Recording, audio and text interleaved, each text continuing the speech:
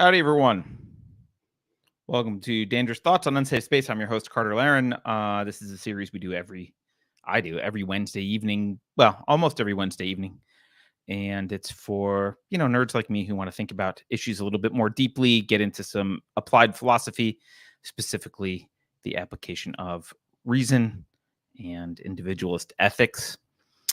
Today's show is going to be a little different. We're going to just do I hesitate to call it an AMA because that sounds kind of weird and narcissistic. Like, ask me anything. Bring up topics you want to talk about, and we'll have discussions. So that's kind of the purpose. I'm going to prioritize people who actually click on the StreamYard link, which is in chat. So today you're only in chat if you're a subscriber. No non-subscribers are in chat today, but if you are a subscriber, you will see the StreamYard link. You can click on it and Beverly's kind of managing it. So if you want to talk about something, we'll prioritize people who do that. Otherwise, we will prioritize questions from and comments from Discord, which is for, our paid community. And also we have some comments from YouTube. So we'll join that. Beverly doesn't realize that the message is pinned at the top. So she just felt the need to re-chat it. Very good, Beverly. First, before we start, if you're new to Unsafe Space, welcome. This is a channel dedicated to basically lots of things. And the overall theme is kind of saving Western civilization, moving the Enlightenment forward, not going backwards. We got a lot of different shows. Earlier today, we had a show called Rebel Civics, hosted by Keith Bissett. I think that was about the government's war on babies and baby formula. Yesterday, we had a show called 451 Degrees. That's also on Tuesdays, every other week, I think, with Alex Maselli. That's about censorship. And she discussed, I forget what she discussed, but she had Ryan David Tuttle on yesterday. And every Monday, we do Narrative Dissonance, which is a show in which we bring on kind of outside journalists or podcasters or whatever, people outside the mainstream to talk about how the mainstream is lying to us and what we should be talking about. And then last but not least, every Thursday evening, we have Token Minority Report with our very own producer, Beverly. And sometimes Alex joins her, and they just kind of nerd out on pop culture stuff. So, and this Friday we have an episode of, not every Friday we do this, but this Friday we have an episode of Free Association. Last week it was an interview with Scott Horton. This week it is an interview with Jeremy Kauffman, who is the Libertarian candidate for U.S. Senate in New Hampshire. Also aspiring lizard person. So you can check that out. Our next book clubs are about once a month, Sunday morning Pacific time. Our next book club is House of Leaves by Mark Danielowski. That's on June 12th.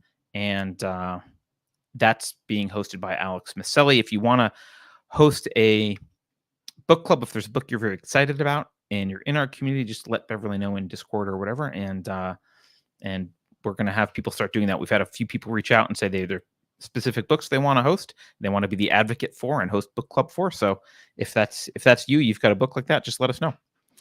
All right.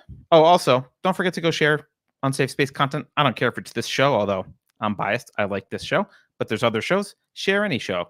Share it with your friends. If you don't want to share it on social media because you're a pussy, share it privately. That's fine. We'll mock you a little bit, but it's still okay. Don't forget to like, share, and subscribe, all that kind of stuff. And if you want to support us monetarily, which we wouldn't mind because this does cost time and money, you can throw some fiat at us over at unsafespace.com. Gets access to the Discord server. You get prioritized questions. You get a mug that's shaped like a grenade that the TSA hates, shipped to you. All that kind of cool stuff. All right. Let's do this. It's going to be a little casual today. Shout out to the people that are in chat. So let's see. We've got someone who's here who joined StreamYard, but he says he doesn't. I actually don't know if it's he. I'm maybe misgendering. He says he doesn't have anything to contribute at the moment. So I don't know why he's here, but that's all right. If you want to join, let Beverly know. So since we don't have anyone who wants to come on camera at the moment, which is fine, I'm going to prioritize some Discord questions. This one is from Expat Limey. Expat Limey says, Carter, do you think that the disagreeable/agreeable trait correlates in some way to outcomes in the 3 Ps you mentioned in this post. The 3 Ps that I mentioned were philosophy, politics, and psychology. Okay, so first of all, just for those of you who don't know what expat Limey is talking about, in the 5-factor model of personality, there is, well, the 5-factor model, I understand, is my understanding, is the only empirically derived model for personality traits. So it's different than, like, you hear people say, I'm INTJ or whatever. That's the Myers-Briggs stuff. A lot of that stuff was based on theory. The 5-factor model is basically just based on large surveys of questions designed to get at certain traits, and things kind of fell out from the math. They fell out from the statistical analysis, and you ended up with a group of 5 general factors for personality, and that's called the 5-factor model. So it's empirically derived rather than theoretically derived, like Jungian stuff or whatever. And the 5 factors are agreeableness, neuroticism, openness, conscientiousness, and extroversion. So those are the 5 factors. And so this person's asking, Limey's asking, do I think that the agreeableness trait, or obviously it's inverse disagreeableness, correlates in some way to philosophy, politics, and psychology? So obviously the answer for psychology is, by definition, it correlates to psychology. So I don't think he means that. Let's talk about philosophy. My guess on this is that, obviously I've not done tests. My guess is that all 5 of the 5-factor model traits correlate to philosophy. That doesn't mean they cause a certain philosophy. It doesn't mean that if you have a trait, you'll believe a certain thing. And I would highly doubt that the relationship between traits and philosophy is super simple, like high agreeableness equals postmodernist or anything. Like, I don't think that's what it is. I doubt it's straightforward. But maybe it's worth just looking at your consciousness for a second, and what your consciousness means, right? If you think about, this is something that, I'm not a, this might surprise you. I'm not a woo-woo kind of guy. But one of the purposes of meditation is to kind of figure out how your consciousness works. One of the rational purposes of meditation is to kind of figure out what's going on in your consciousness and get to be familiar with how thoughts arise and feelings arise, and actually be able to live a more conscious life. And if you've ever kind of tried this, what you'll discover very quickly is that your conscious space, right, is kind of interrupt driven. There's sense data that just impinges on it, right? Your leg hurts, you hear a bird, whatever, like, things are happening, visual information is impinging this space of consciousness. And thoughts are one of the things that come in and impinge. It's kind of these interrupts constantly. And ultimately you have a choice, really, whether to think about one of those, whether to kind of grab a hold of it or let it grab a hold of you, or to let it go and be pulled in the direction of the next thing that comes up, right? So in other words, it's this, you have this ability to either focus on that or let it go. And I think in some ways this is kind of the essence of personal responsibility as humans. You can choose to, sometimes that information that comes in is uncomfortable.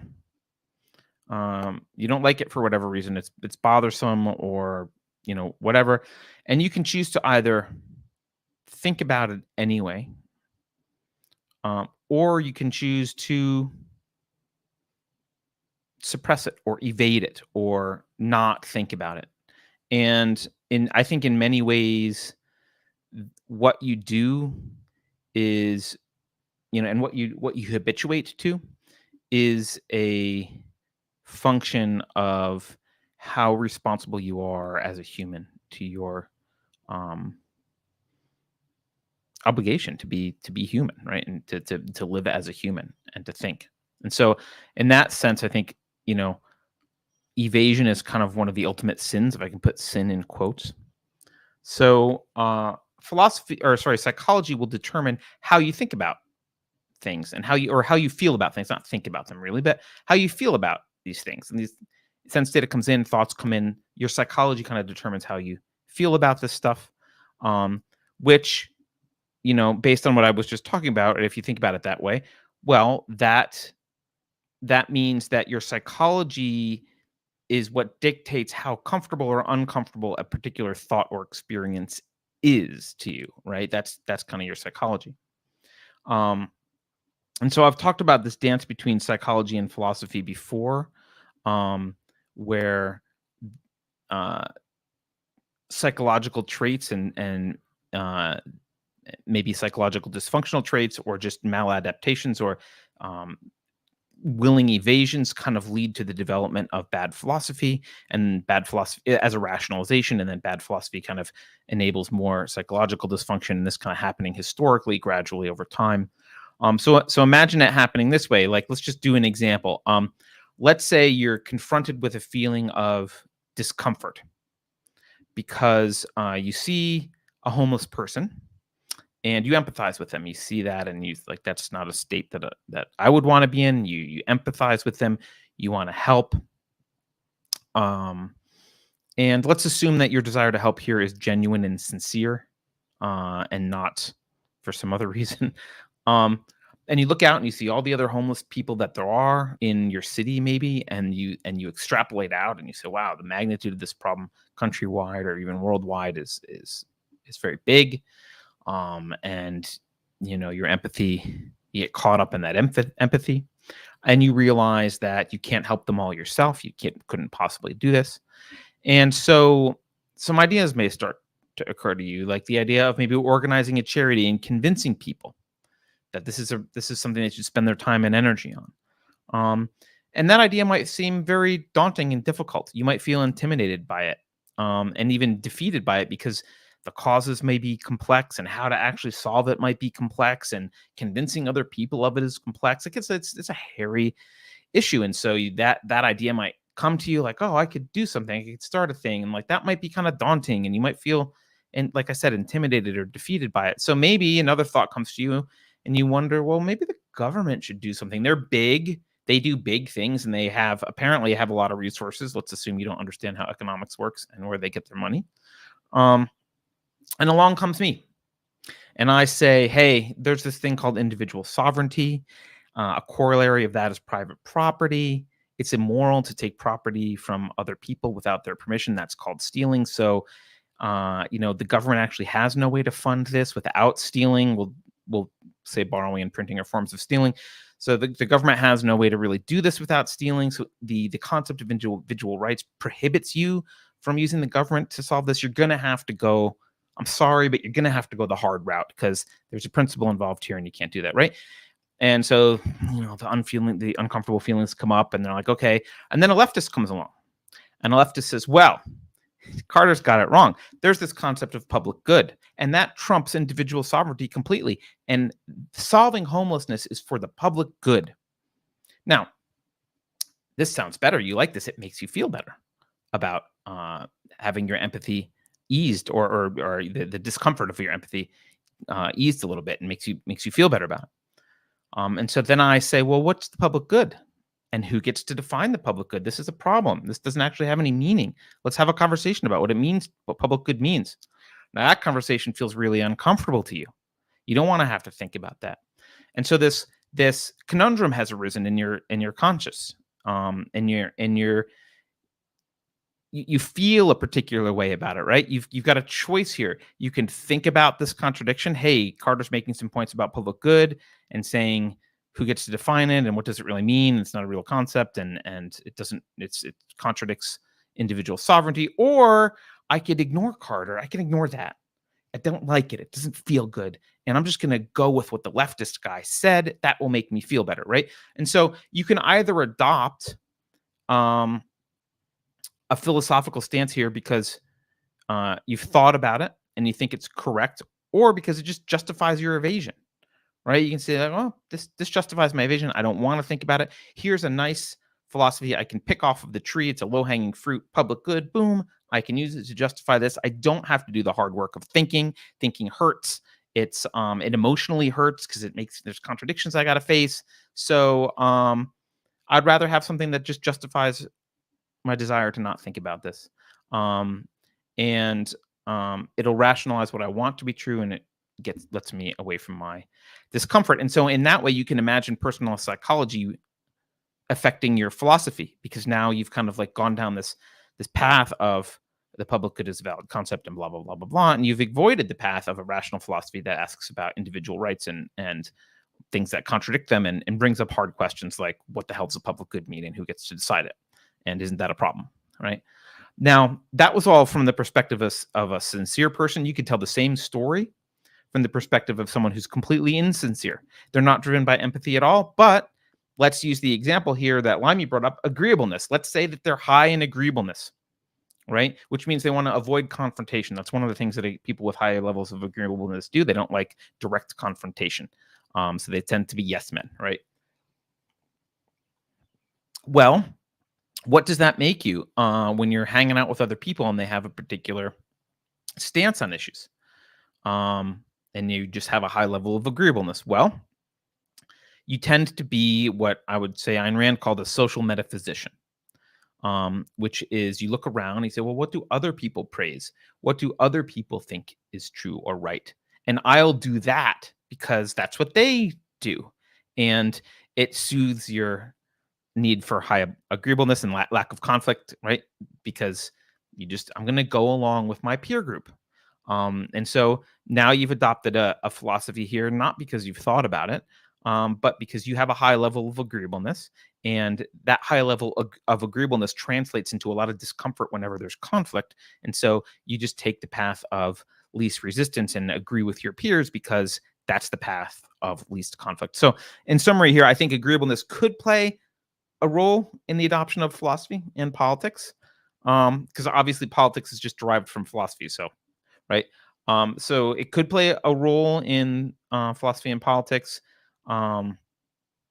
especially in relation to like a social group. If you've got a social group, you tend to just follow them if you've got high level of agreeableness. This, by the way, is why there's lots of subcultures in the world. This is why the subculture of Hollywood tends to eventually kind of bleed, and the subcultures of university tend to bleed into culture eventually, because you get people accepting philosophies and ideas and then acting on them and transmitting them to the rest of us, either through movies or media or through leaving and going into the workforce and having a job and having accepted these ideas. So it could be that psychological traits do this. Doesn't mean if you have high agreeableness, you have to do this, but it means it's more difficult for you to resist the crowd, right? So that's something that you have to be aware of and work on, because you're shirking responsibility by evading and going with what feels good. I hope that answers that question. All right.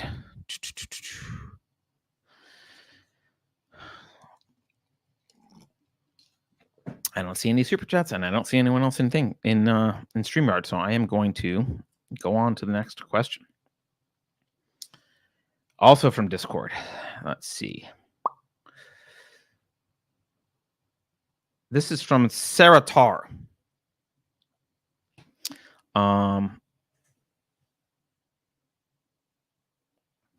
Sarah Tar says, do you think it's likely the U.S. will get actively involved in Europe with an actual war declaration? If yes, what's your read on a draft? Signed, mom of a boy who turned 18 in April, trying to decide how much to learn about illegal immigration to Mexico. I hear you, Sarah. All right.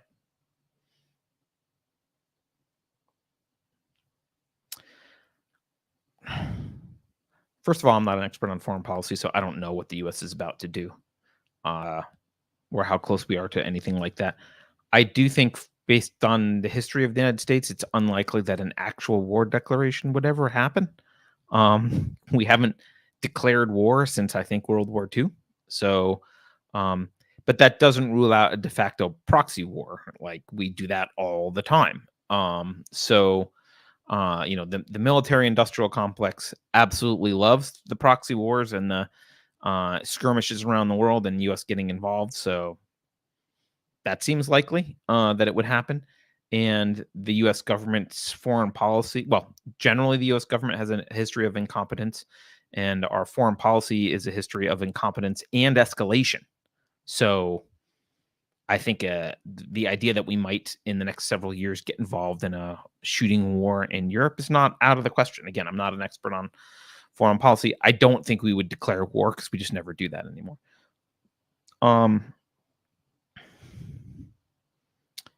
I would say if there was an actual declaration of war, in Europe, and I don't mean to be hyperbolic, but if there was an actual declaration of war in Europe, I don't know that I would flee to Mexico. I might keep your kids home so you guys can prep for the potential of a nuclear war. Move somewhere where you think it's safe. Not that I think a nuclear war is likely, but it's better to be safe than sorry because the consequences of being wrong about that are quite high. I don't think anyone wants a nuclear war. Even Raytheon and Halliburton don't want nuclear wars. I don't think any, like, very few people are that evil and nihilistic that they really want a nuclear war. But as we just mentioned, the US government is pretty incompetent. So the fact that they don't want one doesn't mean that they won't stumble themselves into through incompetent foreign policy. Again, I don't think it would happen. It's unlikely.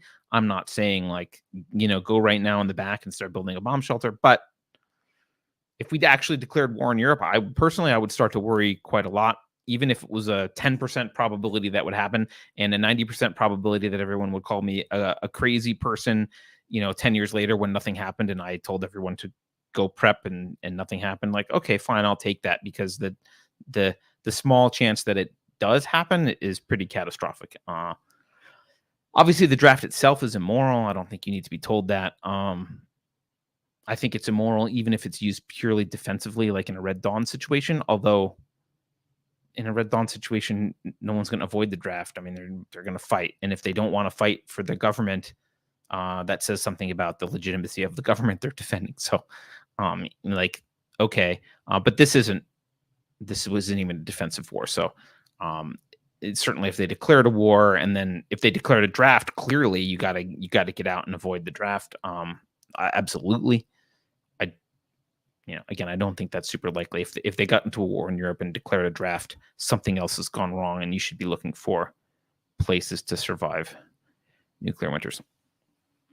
All right. Silverlock sends a super chat to prime the pump. All right, Silverlock. Well, thank you for priming the pump. But I don't, I have nothing to talk about with priming the pump. I guess we could talk about gas prices, which are insanely high in California, but they're insanely high everywhere. So, all right. Someone in chat says, stop talking about psychology. It's imprecise. It's astrology at best. I disagree with you, but I kind of agree with you. So, psychology is barely a science, if that. It is in its infancy. There's a lot of made up arbitrary assertions and theories that get treated as if they're real. However, humans do have psychologies.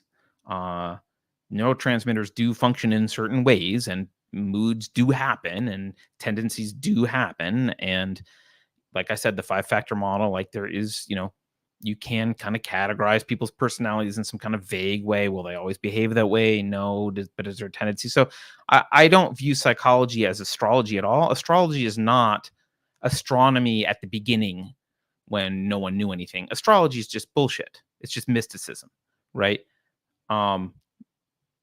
Actually, we could argue that there was an origin of truth in astrology, but not any mysticism at all. That's maybe another conversation, but that's just bullshit. But psychology is not. So psychology, is not like that. As far as, well, not just as far as I understand. Like it's not like that. It is studying something real, which is that humans do have psychological dispositions, but it's so nascent and and psychology is so not rigorous that a large percent of it is absolute bunk, and you don't need to pay attention to it. But maybe in 100 years, it'll be at a point where maybe we were with Newtonian physics. So there'll be like some kind of general laws that we understand. I don't know, unless it continues along the path of not giving a crap about the scientific method, in which case it'll always kind of be bunk. So, all right. How high is it in California right now? Silverlock, I'm going to answer Silverlock because he's super chatting. This morning, I went to the cheapest place I could find, and it was $6 a gallon. That was with a credit card. I didn't realize until after I would have saved 10 cents a gallon. It was $5.89 if I had done cash. But that was the cheapest place I can find. And that was not in downtown anywhere. That was in the outskirts. I imagine if I drove into downtown San Francisco, it's gotta be like mid sevens. I mean, it was like somewhere around 7 near me recently. So it's pretty horrible. All right. Let's do, I didn't know how this show would go. I didn't know if I would have a bunch of people that wanted to jump on AV, but no one wants to jump in the video. So I'm just going to keep going. All right. 1,000-year view. Also from our Discord. 1,000-year view says, this is actually a long 1,000-year view, and Motown got into a big discussion about a question. So let's have it out. 1,000-year view says, do you think greed is good, like you hear many other objectivists claim, or do you actually know how to think? So not a leading question. And then what's your definition of greed? That's the question. Okay. And then Motown jumps in and says, I don't think objectivists say greed is good. I've read Karl Popper, who is Rand's contemporary. Yeah, but he wasn't an objectivist. And he writes about self-interest and how far the left misuses the term. So that's something. Does anyone say greed is good? Greed is when an incentive becomes disconnected from reality, in my opinion. 1,000-year view says, yes, greed is good is even a book published by Jonathan Hoenig and many others. I agree with you, though. It's obviously bad. I had one popular objectivist tell me Madoff wasn't greedy enough. Well, I can answer the Madoff thing. That's because Madoff regrets it. He says he is happier in jail, having his scheme collapsed when he was the height of his doing his scheme. So the argument there would be he wasn't greedy. We'll have to talk about the word greedy, but he wasn't, quote, greedy enough in that he wasn't selfish enough, in that he wasn't really looking after himself. And he was doing something in the short term that actually harmed his psychology and that didn't make him happy. So that's why I've heard Yaron Brook say that as well, and a guy who I don't agree with on many things lately. But I've heard him say that about Madoff. So, okay. Jonathan Hoenig, I know Jonathan not well. He sent me one of his books to review before it was published, and I didn't review it because they went off on the alt-right without really noticing that woke was happening, and this was like at the beginning of woke, and I was like, how can you guys be? It wasn't just him; it was a collection of essays, and I was like, how can you guys be this blind to woke? So I didn't really like it, but I like him generally, or often. I have in the past. I haven't listened to what he said recently. But if he's writing a book called Greed is Good, or if he did write a book called Greed is Good, which I assume is true. A couple things I would say. First of all, good is a value judgment, right? And as we know, all value judgments need a valuer and a purpose. So good to whom? For what? That begs that question. Now, it's the title of a book, not an argument, so I don't know what he's saying there. I imagine because Hoenig is very focused on economics and capitalism. So, because he's like a hedge fund manager or something, like that's his wheelhouse, right? He doesn't run around talking about, the analytic synthetic dichotomy and epistemology. Like he talks about capitalism and money.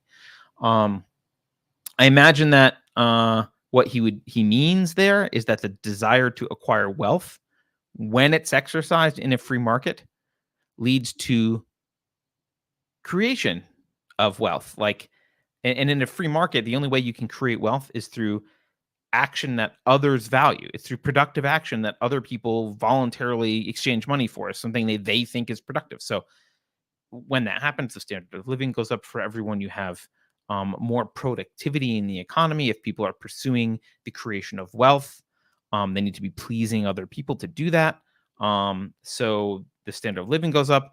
Obviously, the assumption here is that people value things that raise their standard of living, not lower it. So if everyone values nuclear bombs, I guess, standard of living doesn't get raised. But in generally in a free market, like that's the idea, that most people are looking for something that they value, and that and on average, most of what people value is a good thing. And so you end up with this productive action, and you end up with wealth creation being something that kind of rising tide lifts all boats kind of thing. I imagine that's what he means, and in that way, it's true. But my intuition was to say, well, greed is an emotion. That was my first intuition. But I decided I would look it up because I haven't looked up the definition of greed. So I did. Oxford English Dictionary says inordinate or insatiate longing, especially for wealth, avaricious or covetous desire.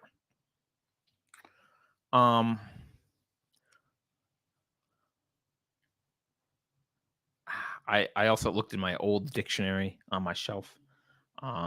It was something about excessive desire being the definition. First of all, I think this is kind of a shitty definition, but it is what it is. I'm not the definition police, so saying it's inordinate longing. Well, inordinate just means not normal. That's not a philosophical argument. It's not really. It just means like something out of the ordinary. Like that doesn't have any moral status. If the ordinary is crap, inordinate is good. If the ordinary is great, maybe inordinate is bad. So that doesn't mean anything. Like it doesn't matter to me that something would be inordinate or not. Insatiate makes it sound pathological. So does this excessive desire from the other one. It makes it sound pathological. So if you define greed in those terms, then I would say, well, it's kind of by definition bad, right? Because if whatever emotion it isn't excessive or kind of pathological in this way, then you would say, well, by the dictionary would say that's not greed. It's like, all right, well, if you have to be pathological and I'm putting excessive in quotes because I'm not sure what that means, but if it's got to be like problematic in some way, if it's got to be causing problems because it's pathological and too much implies like there's a problem with it, right? Then it's not greed if you don't do that. So therefore greed by definition is bad, right? Like that's, it kind of implies self-destruction. Saying something is excessive or pathological kind of implies this self-destruction. I don't think that's how most people use the word greed, although maybe I'm wrong. Maybe I misuse the word greed. I don't know. I think most people, when they use the word greed, they think of like just a general desire to increase wealth. And certainly the left does this, right? The left acts like, this desire to increase wealth is bad. This like wanting money is bad. This is a bad thing, and we can't, we have to limit that emotion somehow.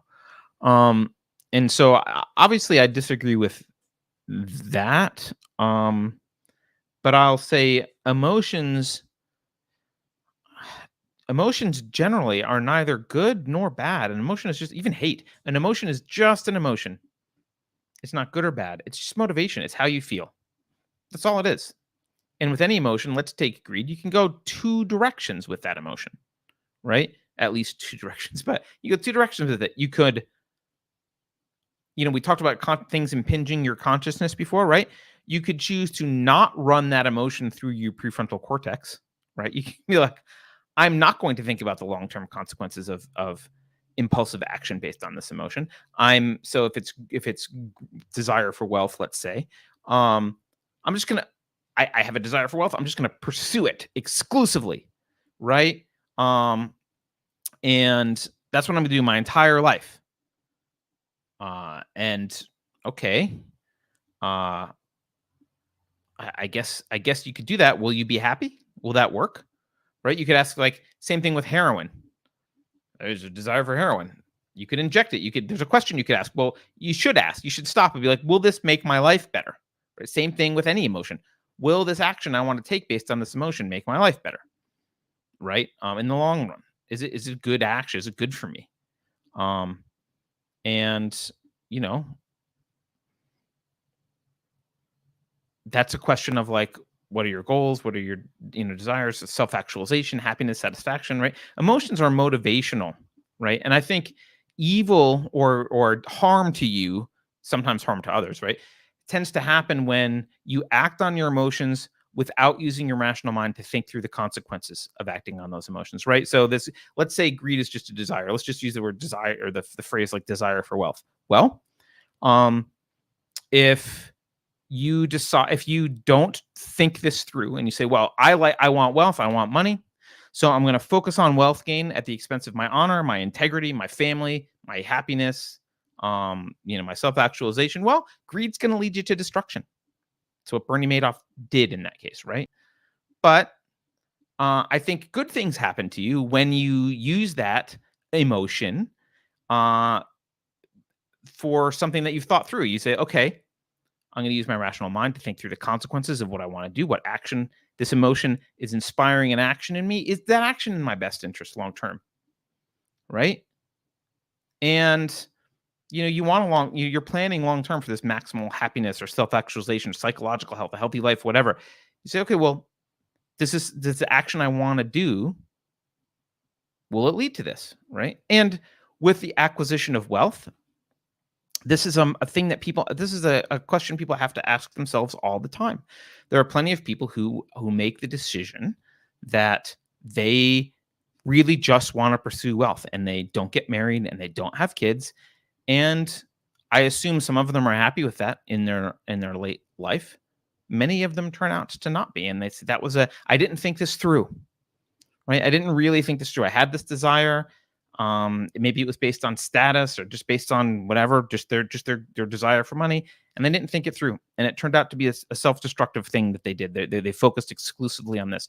But many people say, you know what? I could have this particular life. I have a friend. I assume he's happy, by the way, but this isn't something I wanted to do.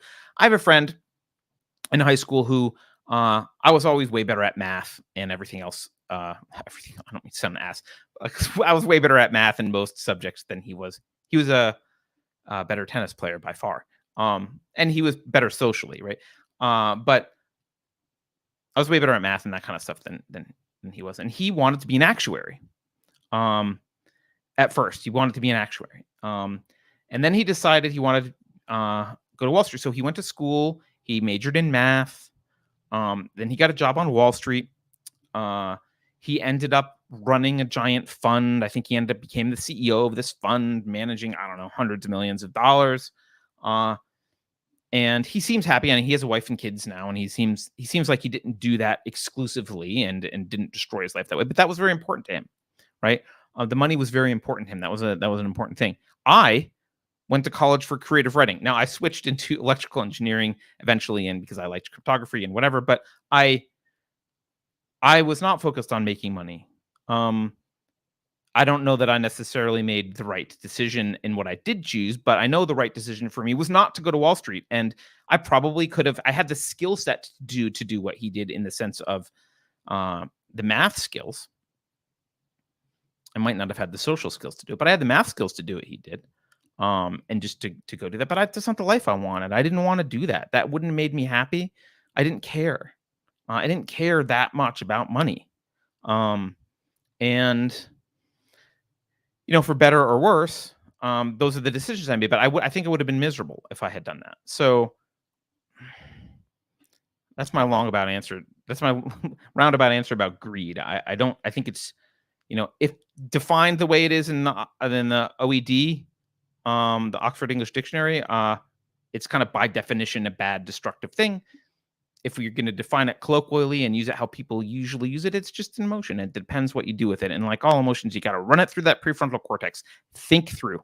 Just like we talked about the homeless situation and the empathy, you got to run it through. Otherwise, that empathy will be weaponized against you, weaponized against society, and you'll make short-term bad decisions based on it. Ooh, we have someone who wants to join. Now's a good time. All right. Hello there. Hey, how you doing? I'm doing wonderful, Frank. I should just start by saying that, like, I know that your thing says calls from your community. I just want to open with the fact that I do not know anything about this program. I was just very That's intrigued fine. by the title and the fact that you are doing call-ins. So I just Yeah, wanted to open up with that's that cool. fact. What's your name? What can I call Oh, you? my name is Ace and Deuce. I just don't. I don't really go by like an actual name too much, just because like That's online people fine. know me by that more than anything else. All right. Well, Ace and Deuce, this is a show where we kind of we strive to be rational and focus on individualism ethically. But Hmm. we just like interesting discussions. It's kind of esoteric for some people, but if you're nerdy, welcome and let's have a discussion. So, what do you want to talk about? I mean, I don't know. Like, what do you have like a topic that you were talking about generally? Because frankly, I generally say that I can talk about just about anything. Like, as far as just like, if you had any topic that you were already talking about, I'd be more than happy to talk Uh, about like well, I'm answering questions from the community right now, and I just answered a question on greed. Did you hear that, or were you elsewhere? on what? I apologize. Greed. On greed, I did not hear. I did not hear about it, but no. I mean, So the question was, is greed good or bad? I don't. That's a tough question to answer, isn't it? Because like then you get into like what is good and bad. It's like it's not necessarily good or bad, as is most things. That's somewhat of a gray answer, isn't it? Like greed, as in like greed, I guess functionally implies negativity. It implies excessivity. Like it's not saying a desire. It's being like greed, as in you want even more of it than you reasonably should want. Like then that implies that it's negative, but I also feel as though that depends on what your personal definition of greed is, because it's like we can just sit here right now and define what greed means. Like we can actually Well, do what we that. did was looked it up in the OED, and it was Yeah. actually not far off from what you said. Yeah. Which is an inordinate or insatiate longing, especially for wealth, avaricious or covetous desire. So, um, So I I mean, think so the so functionally with that definition, then it doesn't have to be harmful. Like a covetous mm, desire doesn't necessarily mean need to be harmful. It could just be something that you want to claim for yourself. Like you could be like, I want to be the champion of this game. I want to be the champion of this sport. Like that's what you right. want to do. Like you want to claim that goal. That's the thing you are greedy to get. Like I guess functionally would be the way that I don't think most people would use that word in that way, but apparently that fits the definition. Well, the definition is kind of weird, right? Because the first part says inordinate or insatiate longing, and that has that self-destructive factor that you were Yeah, talking that about has built that in, implication of right? negativity. Yeah. And the second half, avaricious or covetous desire. Well, avaricious has kind of a negative connotation as well, and covetous actually sort of does. I'm not sure it should, but I think covetous I is mean, meant to maybe it have. does because of like the biblical implications, but like, Hmm. yeah, I mean, but that's it. That Yeah, would be like reasonably understood. Like people like hear that and they immediately think like, oh, don't covet thy neighbor and all that kind of stuff, you know? right. Well, let's. I'll ask you since you're here. What do you think coveting is wrong? I mean, I like coveting is in stealing, like or like now I feel No, like we no. should Coveting is define just covet. wanting something your neighbor has, right? It's like it's envy. I mean, I don't necessarily think that's wrong. It's a human emotion. Like it's just like your response to that feeling can be wrong. Like you can choose to do like horrible things because you envy someone. But like you could also choose to do very positive things because you envy someone. You could be like, "Oh, I really envy how that person acts, so I'm going to emulate them and try to become better like they are." Like, Yeah, you know, it's like that's a positive way to deal about that. You could also envy someone and be like, "I'm going to steal their life." You know what I mean? Like not like kill them, but you know what I that's mean? Like literally just steal the things that they have. Like right. it's definitely a thing. I want his shoes. Yeah. One moment. All right. While you're doing that, I'll go on to another. I'll go on to another question. Uh, all right. Let's see. Motown. Dawn says coveting is bad, Carter. Yeah, although I I apologize. I had to agree. speak to someone there for a moment. That's all right. Someone in chat saying God says coveting is bad. I would agree with you though, but I don't think emotions. I mean, I just talked about this. I don't think emotions are inherently bad or good. It's what you choose to do with them, Yeah, and how and you like, act on them. And so, and I feel yeah, like most people would agree with that, right? Like even people that would just say like that, like those emotions are like bad, like like a Buddhist would probably say that it's not a good thing. Like it's just not good to have those earthly desires. Like, but they would also probably say that it's human and natural to have those desires. It's just the path to enlightenment means giving up that desire, like right. choosing to Becoming take that non-human. desire and do nothing with it, you know? Right. Right. I mean, someone in chat also now is saying envy is not covet. Coveting is wishing to take something that is not rightfully yours. Yes, but it's still wishing, right? Like, if I Well, wish, if now I let's feel like I just say, tried it. 1 second. Covet. if I wish to take my neighbor's car, but I don't take my neighbor's car, instead, that wish I channel into earning the money to buy a similar car. Seemingly, like, Again, I would say as long as it's an emotion, I wouldn't classify it as bad or good. And this is the difference between Christianity and their view of morality and mine, which is I'm not going to condemn you for how you feel, but I am going to condemn you for how you act on those feelings. And I would say acting on those feelings includes stewing on it. So if you sit around and stew on your covetousness over your neighbor's car, that's not healthy, and it's not going to help you, and self-destructive, and therefore I would say no to this. yeah, I mean that's true. And it was like that's pretty much what we're. I mean, we're getting into like the we're basically getting into like the definitions of things, right? So I don't felt like it was worth redefining what covet meant here. I just pulled it up. But like What is the according to the definition Oxford in languages, OED it was or just wherever? to yearn or possess, to yearn to Right. possess or have. It doesn't necessarily mean negative. It doesn't necessarily have that negative thing. Even though, like, as someone else in chat just like said, that like they just immediately implied to themselves that it was negative. Although, frankly, the fact that we all do see it as negative, just through the nature of how language works, means that it is negative in a way, right?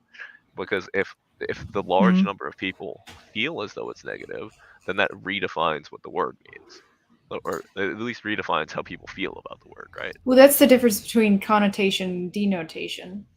And There's Alex. yeah. Right. Alex is Hi, here, And Alex. everyone. hi, everyone. Alex, this is Ace and Deuce, who just the guy's got some. It's good. He just jumped in. He's never been here. He saw what was going Yeah. on. He's like, all right, I'll do it. Yeah, I know. I've been So. watching. Yeah. Actually. Yeah. I'm happy to have you here. I like, and like, what were you saying about connotation and denotation? So I used to teach English composition, and one of the things we Ooh. did was a extended definition essay, and I would have to teach them the difference between connotation and denotation. Denotation means the actual dictionary definition. Connotation is societal and personal understandings of the word. Yeah. So, for example, the idea that greed is inherently bad, that's more connotative than it is denotative. And I think it's really important to make those distinctions. And I don't think a lot of people do, that they understand, like, conceptually, that they are separate things. Which is Yeah. one of the points of having composition students write an extended definition I'm very essay, is to I'm very to happy that I'm go very ahead. happy that you were able to define this with the proper words that I did not know. Like, Yep. Well, and Alex, I mean, this also means that connotation is a partial function of the culture and the philosophy that's part of that culture, which is why you could argue it's why culture matters in some ways, where it's like, okay, well, if this now takes on a bad connotation, that will affect people's behavior in relationship to it, yeah, regardless like, of what it actually is. yeah, I mean, the It connotation will will, Connotation can evolve into denotation. It can. I just find it kind of annoying when they're willing to make it evolve into the actual opposite meaning, or they force it. That's not really a societal thing. That's a Yeah. more like we want a specific definition so that the things we say like trick people into thinking certain things. And I feel like we're seeing a lot of that right now, which is why a lot of people are like, keep your old dictionaries and everything. And I'm totally cool with the idea of language evolving. Like I've never, like I even taught about language evolvement in composition. But there's a difference. There's definitely like, a difference. Yep. Isn't it like simply that, like, correct me if I'm wrong, is it not that just simply that, like, the connotation once it becomes like prevalent enough becomes the denotation? It's not that there's no, I mean, it's not like it just depends on like whenever it's become prevalent enough that like some like that like the agencies that like run dictionaries are like, well, shit, I guess we have to change this. It depends whether they're reflecting what's truly going on or whether they're being activists. So an example I'll give you is the word inflation. I was talking about this the other day. The word inflation monetarily, originally, the old dictionary on my shelf behind me has this, right? The word inflation only meant expansion of the money supply. That's all it meant. You expand the money supply. You inflate the money supply like a balloon. The end. Now, of course, what's a cause of that? Well, prices go up eventually when you inflate the money supply. And so that became well, inflation meant prices rising due to monetary increase. And now people talk about inflation, I've heard most recently, just as prices rising, which is, of course, prices can rise for lots of reasons, has nothing to do with inflation. But I think that I think that was a usurpation of the language, specifically by Keynesians who wanted to print money. So and they wanted the word inflation not to relate to what they're doing, which was inflating. Like, oh, we're going to print a lot of money, but I don't know if inflation will happen, right? So like that's how those words change. Yeah, that's a good example. Yeah, right. I mean, like, but isn't it still functionally that like, wait, the definition of inflation, what would it be? Like, I want to now look up what currently the definition of inflation is. Like, if I just Google it, Usually, if you look it up inflation. now, you should see some kind of thing that relates to prices rising due to increased money. That's usually, although it's starting to change to just mean increased prices. But I don't know general increase in prices and fall in the purchasing value of money. So it's being even more generalized. Oh yeah, so it doesn't even relate to the money supply anymore. Yeah. Right? I mean, completely functionally detached. it does though, right? I mean, like, because the things that usually cause that are the money supply, right? Sure, it can, but other things can cause. I mean, yeah, what am I saying? Not usually, of course. In that situation, like if the money supply is adjusted, inflation happens. Right, but what this new definition allows them to do is print money and say, well, it's not inflation yet. The inflation is this thing that's disconnected that happens later. It's just when prices rise. Okay, rise because demand goes up and supply goes down. Like, who knows? It's a rise in prices. It's a separate thing. So because inflation speaking of connotation, inflation had negative connotations. So it's like, well, we don't want the negative connotation when we run the printing press. That can happen later when something else happens. Yeah, that's really interesting, actually. Let's think about it. It's like Silverlock says it could get your ducks in a row, make you get your ducks in a row and work harder for the car. He's talking about the feeling of covetousness. It could, right? It could, right? And that's my point: is that feelings themselves are really just motivations. All right. Well, when people were, I popped on because I kind of wanted to ask you a question, Carter, because people were talking about psychology and everything. Yes. And it's a very broad, like study. And there are some psychologists that do more like brain imaging and like look at, chemical balances and stuff like that to try to work out what's going on with the body in relation to the mind and behavior. And what do you think about like that form of psychology versus a lot of the stuff that is just like, let's talk about your family crap? Well, conceptually, I like the idea. I certainly if I was a science fiction writer, right, I would imagine that psychology in the future would be really just a specialization in neuroscience, right? Like, here's how the brain works, and here's how it affects behavior, and this is what we know, right? The problem with so I am biased towards an attractive, like, I'm attracted to fMRIs, and that, like, I'm attracted to that field. However, we've recently learned that fMRIs are basically bullcrap. Almost most fMRI studies are bunk. And there's like a huge go read about the huge problems with fMRI studies. So like, my bubble was burst a little bit when I was excited about fMRI stuff, and I was like, oh, they're actually kind of crap. So it goes back to what I said about psychology before, which is like, I think we're kind of like so early in psychology that we're making a lot of missteps. And because we do not have a culture of the rigor of the scientific method in the field of psychology, which we don't mostly. Some do, but in general, we don't.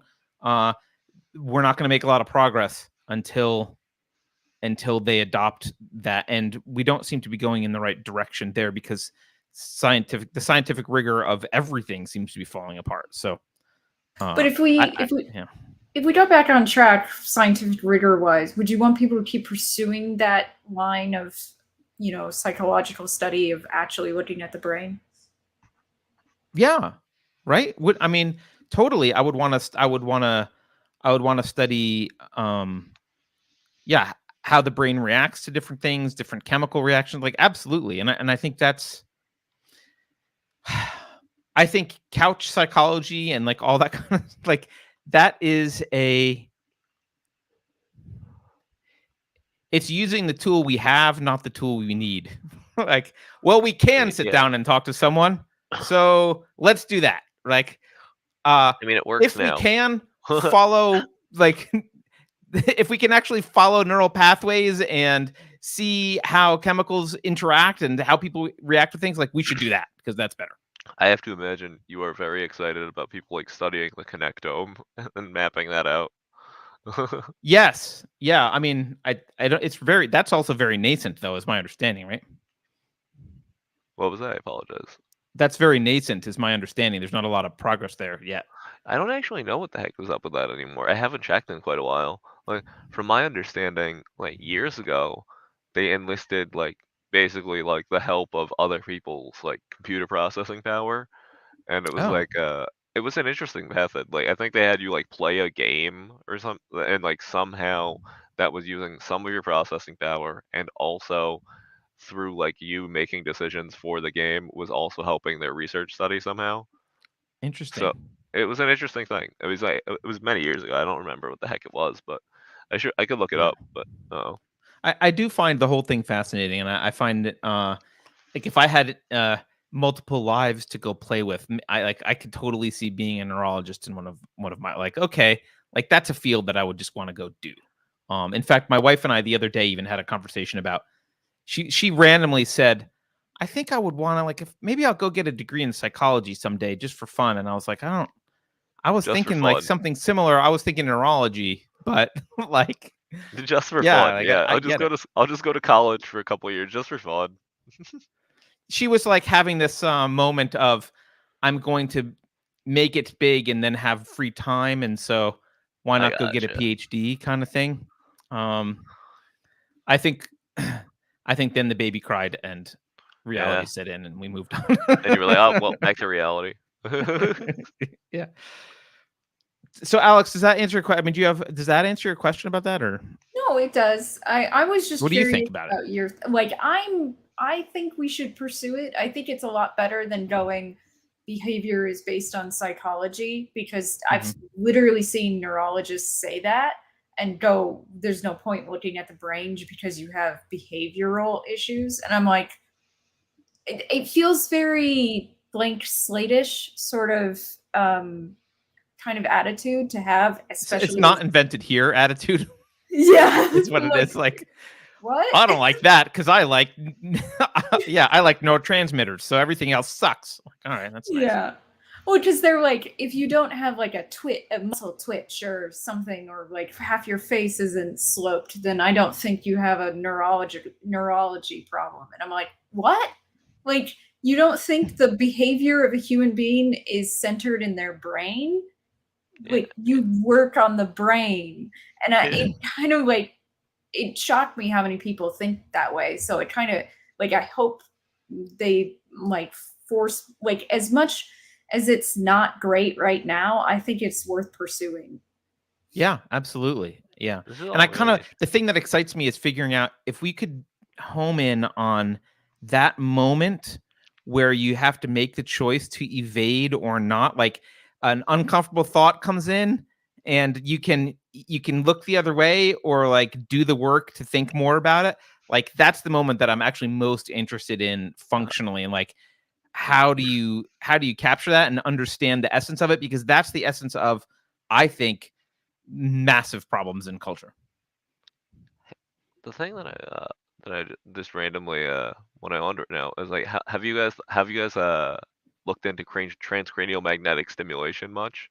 Because they've done things about that treating certain mental disorders, and I wonder how like that really is interesting to you guys, because it's a very similar kind of thing of messing with the physical chemistry of the brain instead of like the physical like electrochemistry instead of the, what do you call it? Instead of the chemical chemistry. You know what I mean? And you know what I'm trying to say. My brain's terrible. Jesus Christ. You need some therapy, some electric shock therapy? No, something. Yeah, let's go to that real quick. Is it related to is it like the reverse process of how you can, you know, steer something by thinking left and right? Well, how they put the apparatus on you and they can kind of detect, so it's kind of like the reverse.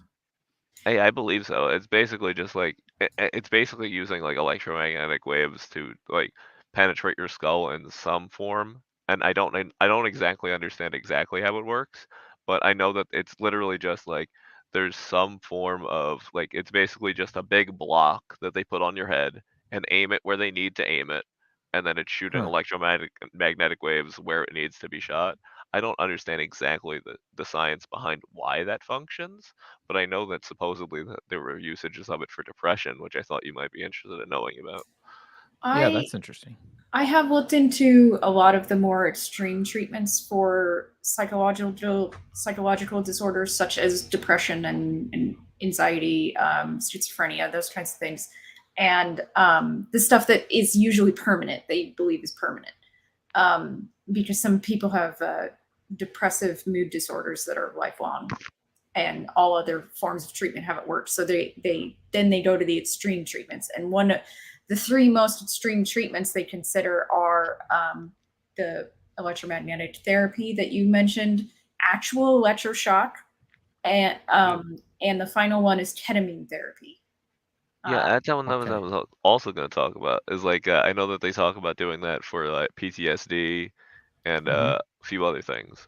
The thing is, though, is that long term, I've not seen any studies show that they have permanent like effect. That it's another one of those things that's a stopgap treatment, unfortunately, for all three of those. But they're more successful at staving off symptoms for a longer period of time. It's just not lifelong. It's not a cure. Huh. It's fascinating, though. I think we have someone else here. Hey, Carter. Exofathom. How's it going? Hey, welcome. How you doing? Thank you. Big fan of your show. Glad to jump on with you. Yeah. How's everybody? Welcome. Thank you. Welcome here. Do you have stuff you want to talk about? Do you got a topic that's burning? Oh, well, I don't want to derail too much because I just heard about ketamine therapy, and I find that really fascinating. And in fact, my wife just she went through a pretty bad knee break about a year ago, and it was bent so bad that they had to put her under ketamine in order to straighten the leg. Wow. And that's been one of the things that really has sort of expanded her mind, for lack of a better word. it was kind of scary for me because I was in the room and, they put her under and then she stopped breathing. And then they started to panic a little bit. And they recommended that I help play music and kind of set the mood for her.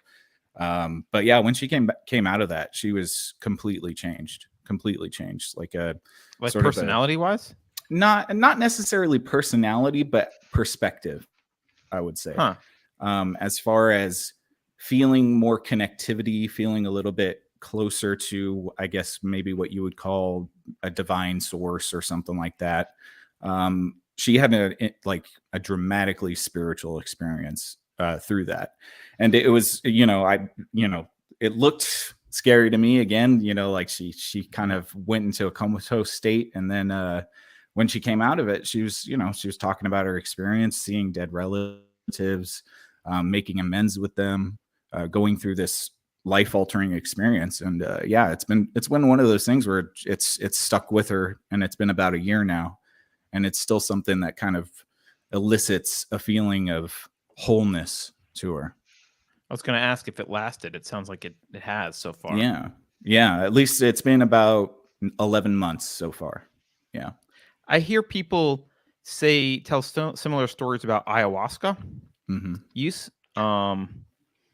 So definitely changing their perspective.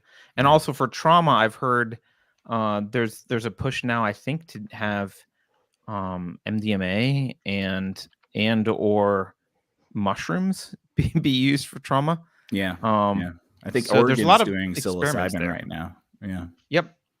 Yeah. So I don't know. I'm not averse to drugs recreationally if I'm pretty sure that they're not going to have permanent effects. And actually, MDMA is a pretty dangerous one because if you take it, if you take it too often, it can permanently reduce your ability to feel happiness. Like there's some there's some dangerous stuff out there that I think recreational that people don't understand. But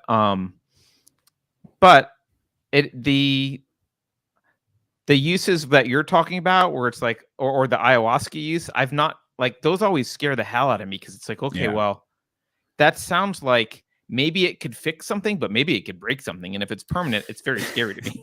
It seems like a big crapshoot too, because she was lucky to have a decent experience. I can only imagine what it would be like if you didn't have a good experience. And I guess that's probably why the doctors, by the time they got her back breathing, because she stopped breathing for a second, they were like, yeah, you should put some music on. You should try to, they dimmed the lights. They gave her like a good 15-minute trip. And but yeah, so it was very eye-opening, because you could only imagine if somebody was in a bad space and then had a negative experience on that. It would feel to me that would be equally as impactful, but I'm not sure. Yeah, I can imagine it would be. Why did they not use general anesthesia? What was their we're going to try K? It was in an emergency room. So when they got here, she was very, she handled it very well, but it was broken in 5 places. And when the EMTs got here, they gave her 2 shots of fentanyl, but the problem with fentanyl is it only lasts 10 minutes. So they had to give her like multiple shots of fentanyl while in the ambulance. And then they gave her some at the emergency room. And her knee was bent in such a way that they couldn't even open the brace to inspect it because she was in such pain. So I guess their only opportunity or option was to do the ketamine drip and just sublate the leg while she was under.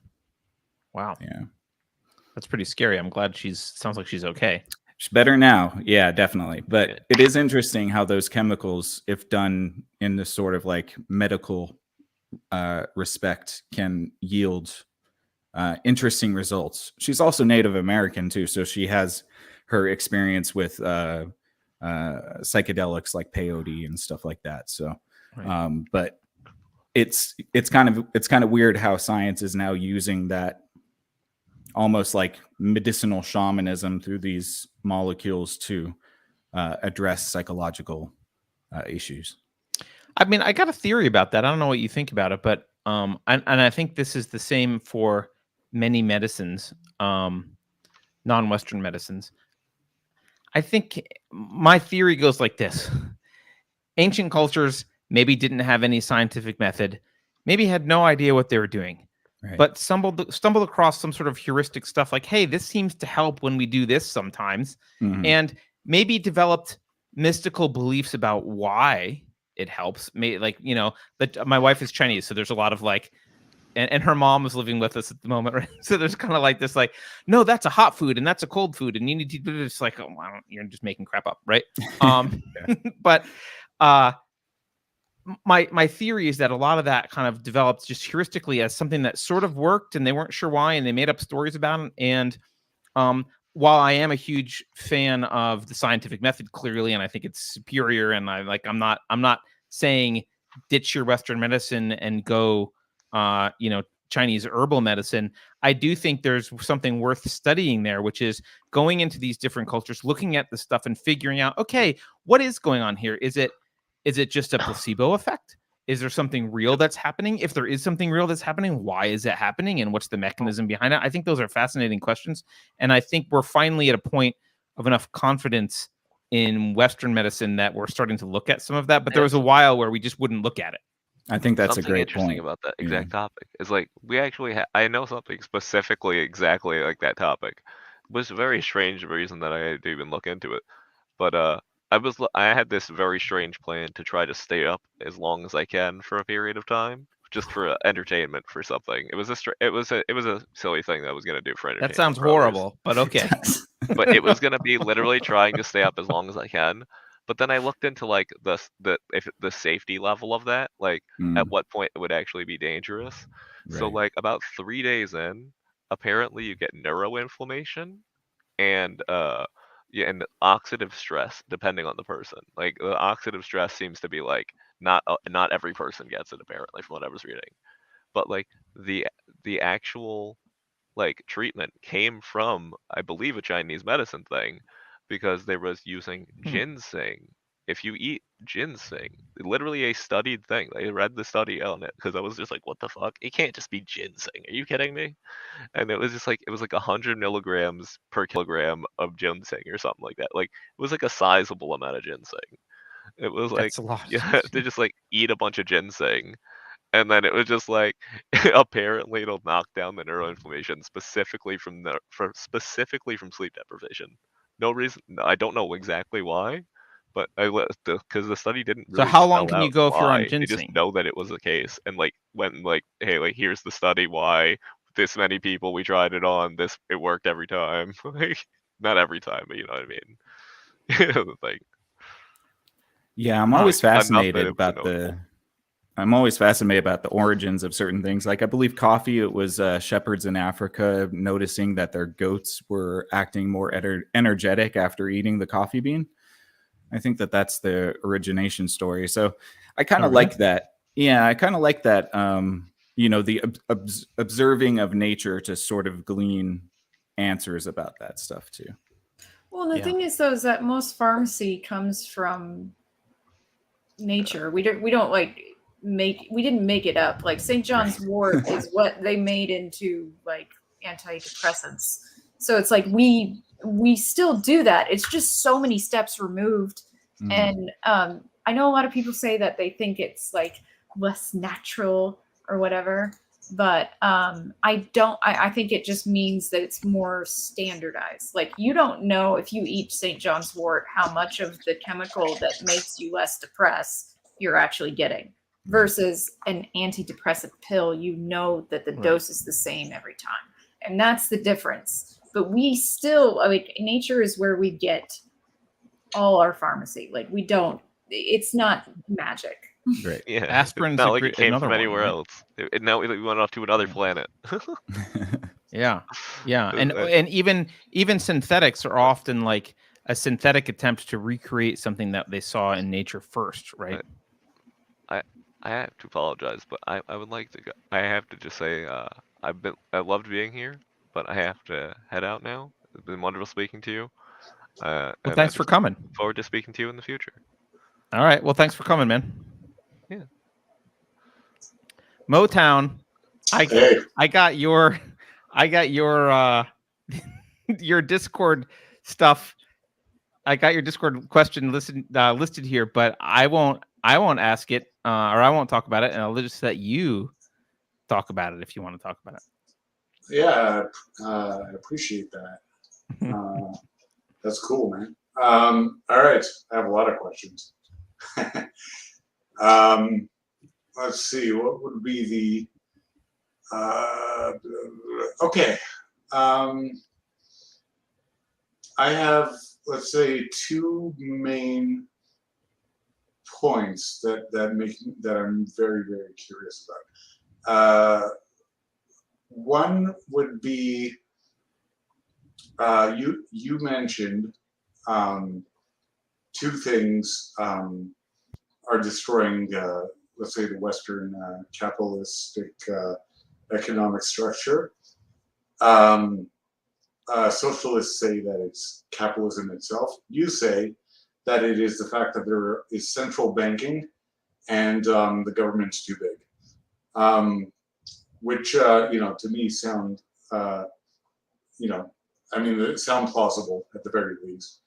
Now, my main question is that, are those the only thing that would be destroying capitalism with because the problem with capitalism now, let's say, is you have these huge companies like BlackRock, Vanguard, you have the World Economic Forum, and you see like Boeing and Airbus on their list of people, like everybody's part of it. So basically what you have are essentially almost crony capitalism, which is pretty much Marx's Marx's criticism of capitalism. So my question is, yeah, all these people suck. Now, is there something within capitalism itself, aside from the I don't even know how to say it separate from how Marx said it, but is there something in capitalism inherent to its own destruction, and not just central banking / big government, which you correctly point out, are sort of like trying to go on a diet, but you have you cheat every night. Like it's not how it works, right? So like it'll break the system. So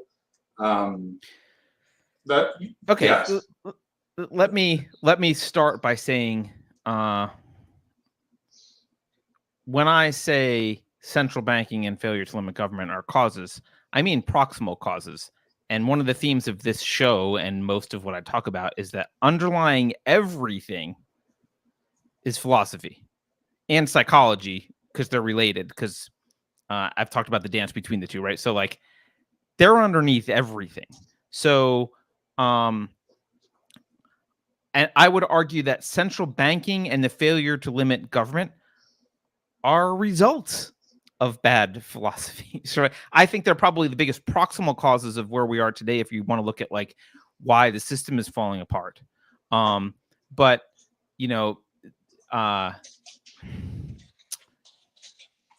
the central banking is the reason that's probably the biggest proximal cause. Is central banking is what allows government to expand, right? And expansion means regulatory capture. Regulatory capture means power. Power equals cronyism. Like that's how you get there. So, but underneath all that, and I've said this before a bunch of times, I think, this is why I care more about philosophy. And every time I say philosophy, just assume I mean psychology as well, because they kind of go hand in hand. So this is why I care more about philosophy, because at the end of the day, even though it's far off, right? Even though steering a culture philosophically takes generations and generations, even though it's a long, long game, fundamentally, that's all that matters. If you have if everyone in the Soviet Union, except for the Communist Party and a few generals, were all rugged individualists who believed in individualism, Stalin would be dead. Like it would have happened. Like it'd be over. You can't sustain You can't sustain that kind of a system in a culture that really sees through it. That's like, nope, our philosophy is screwed on straight. Our psychology is screwed on straight. We know. And the flip side is you could develop, and this is where I argue with a lot of libertarians. And this is actually one of the reasons I slipped away from minarchists into anarchist. And it's not that I don't actually advocate for anarchy. I'm an anarchist by default. And what I mean by that is when I think about what are some ways to write down some rules that will force people to obey those rules 10 generations from now, I come up with a goose egg. It's like, oh, actually, there's no way to write a constitution or anything. Like, you can't do it. You can't limit government. The only thing that can do it is a culture. You can't limit government. And a culture that self-sustains individualism. And that means a culture that understands the philosophy underneath it. And that is psychologically healthy enough to call out psychological dysfunction and understand how to raise our kids. I don't think we're quite there, but like even if we could, like, I don't think we quite get it. So once you have that, I actually don't think the system of government matters, because you will end up going smaller and smaller and smaller. And I think anarchism is inevitable if we get healthier and healthier and healthier over time as a culture. Anarchism is inevitable, because we won't need. Eventually, we'll be like, well, we don't really need this police, because like we can police ourselves. We don't need this. That sounds like Marx. Eventually you'll get to communism, because the socialists will realize they don't need the government anymore. Well, the difference. So I would say it is like Marx in one sense, in that it is a historical prediction. However, I'm going to put a caveat on my prediction. That's only if we figure out how to build so my prediction is, if we could build a perpetual motion device of culture and philosophy that was healthy, then that would happen. I don't know if we can do that, so I don't know if that's going to happen. Yeah. And just to be clear, Marx wasn't correct about capitalism. Like, if you look at what happened in the U.S. Of course not. Yeah. No, but I mean, even his predictions, right? Like, we are not suffering from having walked in the trail that Marx laid out for us. What we're suffering from is Marxist disciples, like his disciples in academia, recognized it didn't work like he said, that the middle class didn't revolt. They actually kind of liked this capitalism thing, and their standard of living went up, and they didn't want to rise up and overthrow the bourgeois. And so you had a petit bourgeois like form, and that was not at all what he expected. And so the reason that we have capitalism destroying itself now is because disciples of Marx were like, well, how do we destroy it another way? It's got to be destroyed. How do we get them to revolt? What do we do? And that's when you end up with like, and this, in American academic institutions, the bad philosophy that enables this has been around for centuries. And then you had the critical theorists come along and be like, well, let's attack epistemology also, because maybe that'll help.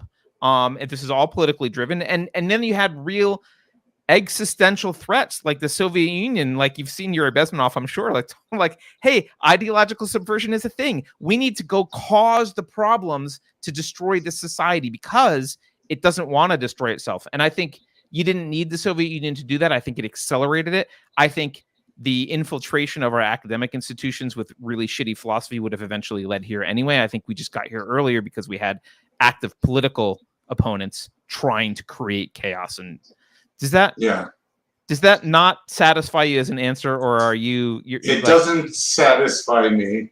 Okay.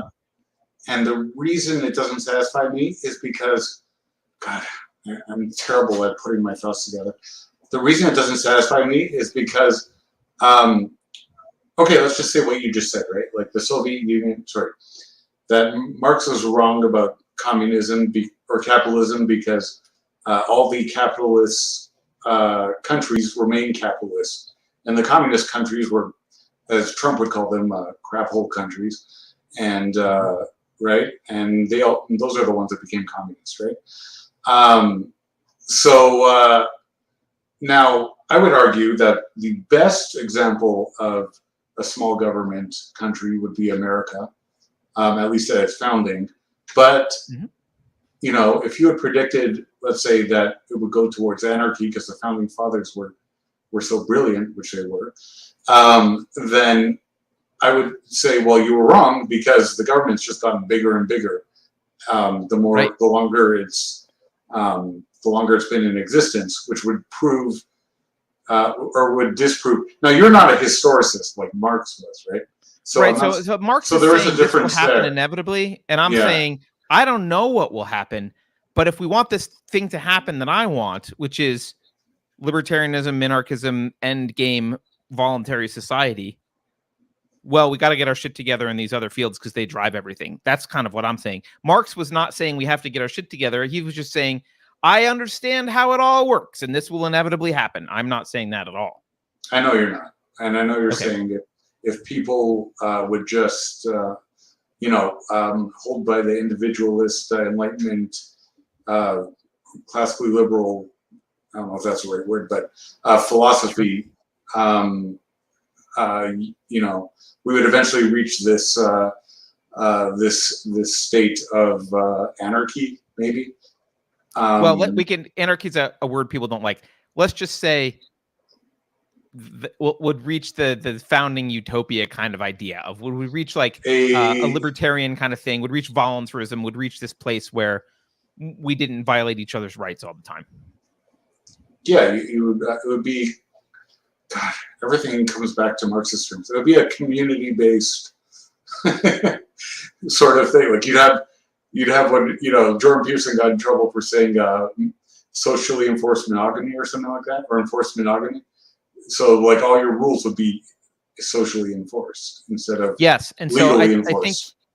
I don't think Jordan Peterson's necessarily correct about the necessity of monogamy for this particular problem that we're trying to solve, but I do think you cannot have. So here's the issue. If you, I wasn't arguing for his case for monogamy. No, I'm just, okay.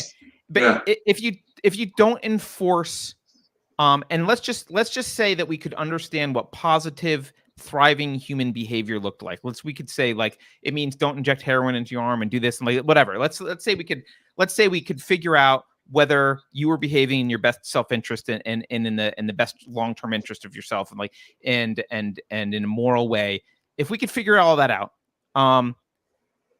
if we're not willing to enforce it voluntarily through things like ostracism, like without using force, it will not, like your only other option is to turn to a government to enforce it. And once you do that, you've opened up Pandora's box because governments don't stay small, right? So they never will. So once you've turned to a government, you've kind of undermined the entire point of what you're trying to do. So I do think you could never have a voluntary society without ostracism, without social enforcement of things. Like if someone misbehaves, they need to be social consequences. I'm not sure what they are. It doesn't mean there could be no forgiveness mechanism, but there does need to be voluntary borders put around behavior. And what we've done is lifted all guardrails for any behavior and then said, well, the government will take care of us, right? And that's why we're kind of chaotic right now, because we're literally lifting any kind of guardrail for any behavior. Like, I mean, it seems like we're about to lift, you can feel it culturally. We're about to lift the guardrail for pedophilia. That's like the most horrific thing I can imagine lifting the guardrail from. And you can see the left like tapping on the guardrail, like, hey, this should be removed. Even in prisons amongst the worst people, pedophiles are like the lowest rank of a prisoner. Like the prison, they know, but our elites don't. So you don't have to argue or convince me of the problems of today's society. I'm just really trying to understand, the capitalist, not even the capitalist thing. Like I understand it. I understand why it works. I just don't get how to keep it from deteriorating. Like everything, again, this is Peterson, but everything goes towards a hierarchy. Like that's how humans, humans form groups, and then Right. those groups form larger groups. Like everything tends towards a hierarchy, which is the opposite of non-human stuff, which tend toward chaos. So that's kind of funny. But yeah, that's the so how are you going to keep anarchy going when eventually you're going to get some sort of hierarchy that's probably going to keep growing? So hierarchy doesn't mean government, right? Like there's nothing wrong with hierarchy. We need hierarchy. Even in a completely voluntary society, there would be hierarchy. There would be the guy who's the expert on nootropics or neuroscience or whatever, and like institutions who are really good at it. And the guys, and like there would be the ketamine expert or whatever. There would be people who were experts at various things, and there would be a hierarchy, and there would be apprenticeships, and there would be seals of approval that were privately, managed. And like, okay, like I want a hierarchy, right? If I go to a heart surgeon, I want to know he's at the top of a heart surgeon hierarchy based on competence. That's what I want, right? Like, I don't want to be like, give me a random heart surgeon, like, or a guy who claims to be a heart surgeon, like that. So hierarchy is not incompatible with anarchy or voluntarism. I'll just call it voluntarism because it sounds better to people, right? But like, hierarchy is not incompatible. What makes a government isn't hierarchy. It's the monopoly on the use of force. Like that's what makes it a government. And so if you armed Microsoft, if you said to Microsoft, here's a bunch of AR-15s, shoot people that you don't like, have some rules, and you're in charge, like Microsoft would become a government. Like that's what that is, right? Like the reason that government is a problem isn't that there's a hierarchy. It's that it's a hierarchy of corruption, incompetence, and power lust. Right? Like that's the hierarchy you get with government. But okay, so like I don't know if we're actually going to get to the meat of this in the short time. I don't want to monopolize, but let's try. Let's try. I mean, we could try. You just tell me when like we're doing a hard stop. I just want to get to the heart of you seem to have some angst about like, I want to save capitalism, and I'm saying you can't without philosophy and psychology, and you seem unsatisfied with that. Like, I don't have a better answer. I agree with you on all this, right? But there's a number of problems. One is a tendency towards a hierarchy, and I don't mean the hierarchy. That obviously hierarchy doesn't mean government all the time, but you do need some form of governance. Like if you saw the movie Lincoln from like 10 years ago or whatever, Daniel Day-Lewis. I didn't. Sorry. Oh, it was great. Good movie. You should see it. But if you saw the movie, there's one part in the movie that was so hilarious because it was during the Civil War or something, and some guy had to tell Lincoln something, and he just runs like down Pennsylvania Avenue, just runs into the White House. It's like President Lincoln, like no security, nothing. The guy just runs in to find Abraham Lincoln. Now, I mean, forget the corruptness of Biden. Let's say during the Clinton Bush years, right? You would have had you wouldn't have been able to do that. The guy would have been hauled Detained away. or shot. Yeah. Mm-hmm. Yeah. So already there you have, over time, you have the distancing of the government by the people, of the people, for the people. You have it distancing from the people in true, not even corruption, it's more bureaucratic creep, right? But it's because there's a monopoly on force. Like you don't have that, like, and you do. And have it's also the governance in private size. It's also the size. too, right? The size of the country. That when it gets too big, you can't have that, thing. And when you're saying like force, let's say, right, you need a military purely for foreign policy, right? You need a military.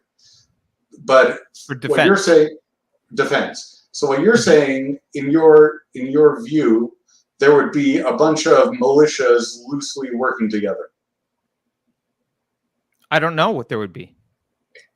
I mean, I don't have to know the supply chain for the iPhone to know that it gets made pretty cheaply and I can buy it. Like, it's very complex. A bunch of people voluntarily work together because there's demand for it.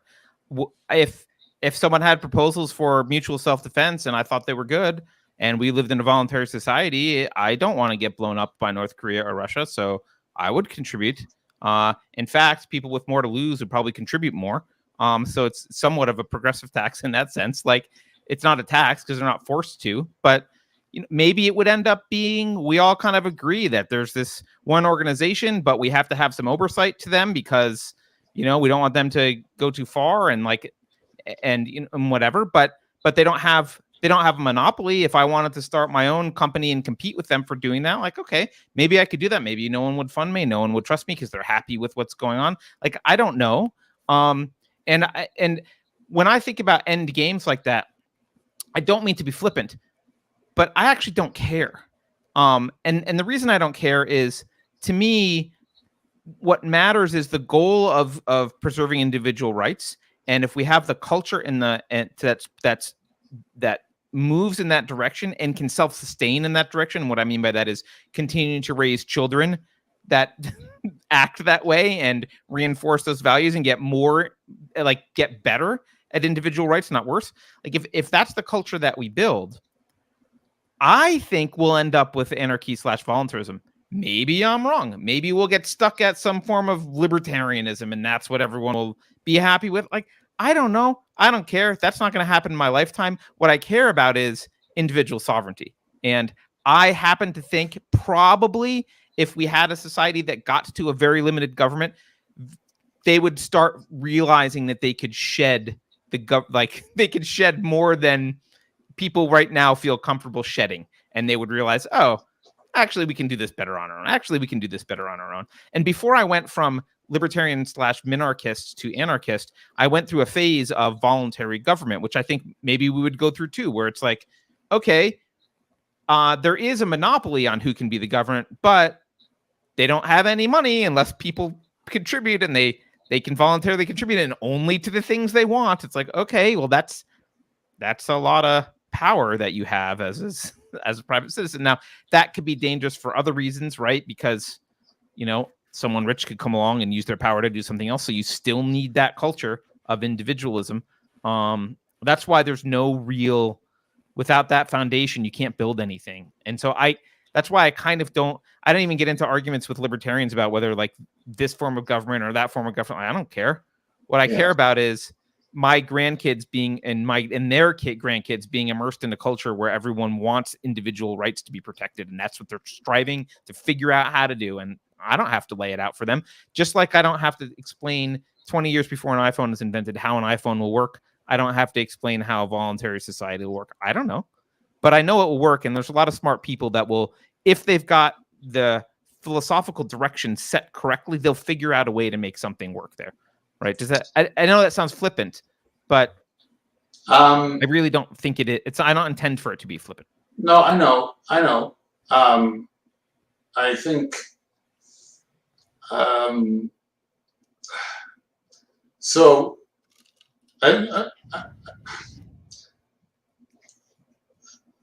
My other thing would be the bureaucrat. I said one thing would be like the bureaucratic thing, but the other thing that I think would knock it all down are the bad actors, the power hungry, the psychopaths, whatever, who will infest the system. Let's say you said you would support a government that fully supported individualism, right? Sure. You mean like I would voluntarily pay if they were like, we're going to protect you from China invading, and basically that's all we're going to do. We'll have, of course, murder laws and whatever. Yeah. Okay. Yeah, and maybe make you stand for the national anthem. I'm just kidding.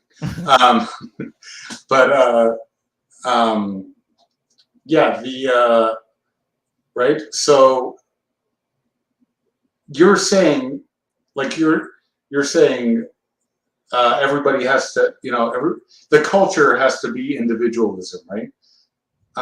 Yeah, and there's an aspect of it that it sounds like I'm not articulating. Mhm. You need to, it has to be a culture of policing that. So when a bad actor comes along trying to do stuff, it has to be a culture of everyone saying, F you, bad actor. We see it.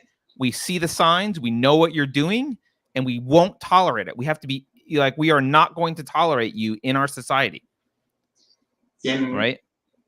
In real life, people, even if a society that supports individualism, most people are going to be, I don't like to use this term because it sounds disrespectful, but they're going to be NPCs.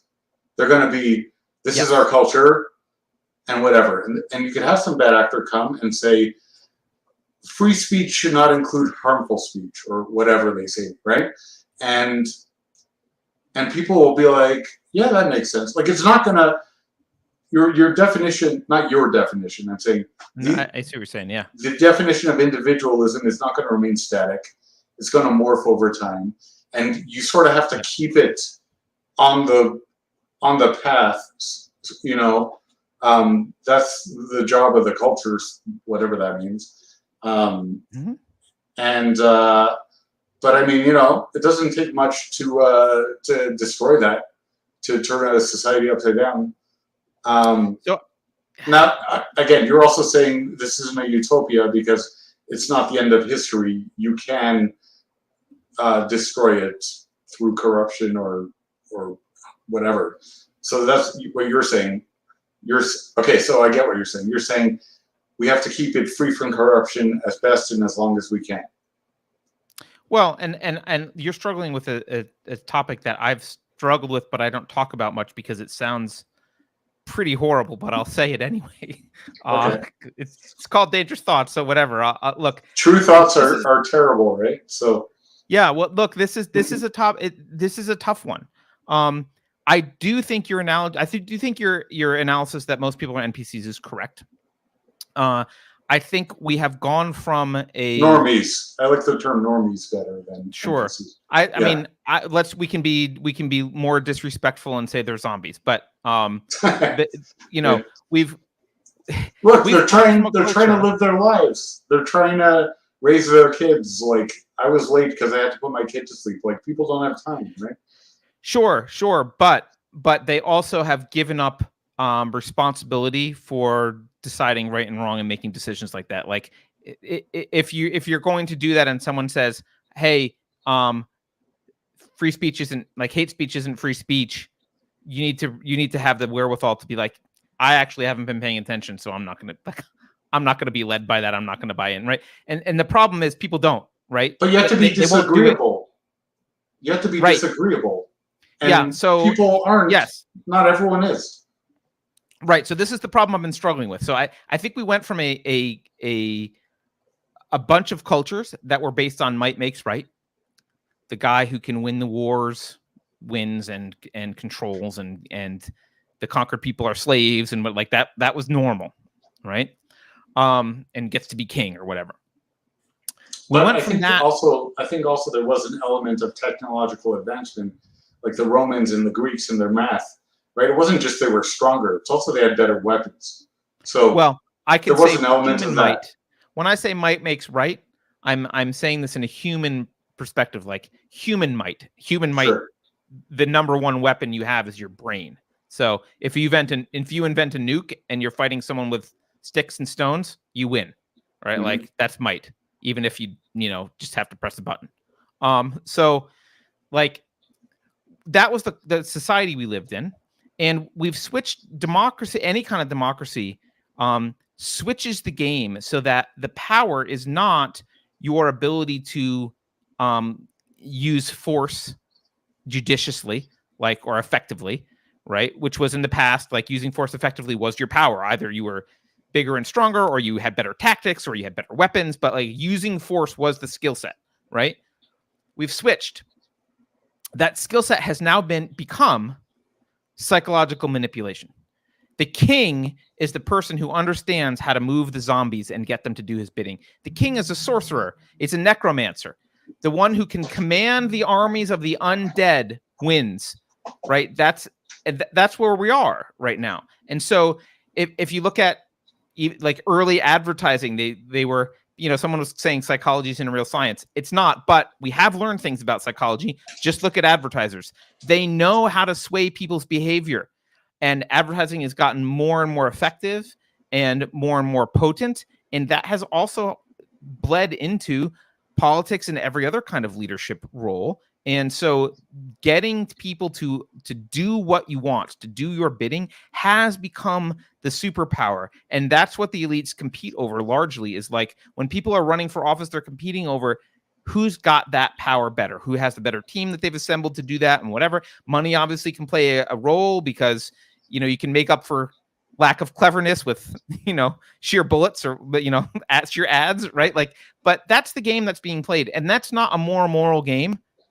Then, I mean, I guess there's fewer dead bodies in the short term in the wake, but it's not really fundamentally a better game in the sense of like, you're not getting necessarily a better person to rise to the top. So the thing that I struggle with is, and this is the thing that will, maybe you say there are fewer dead bodies, but you just referred to people as zombies. So I don't know if there are fewer dead bodies. Yeah, fair.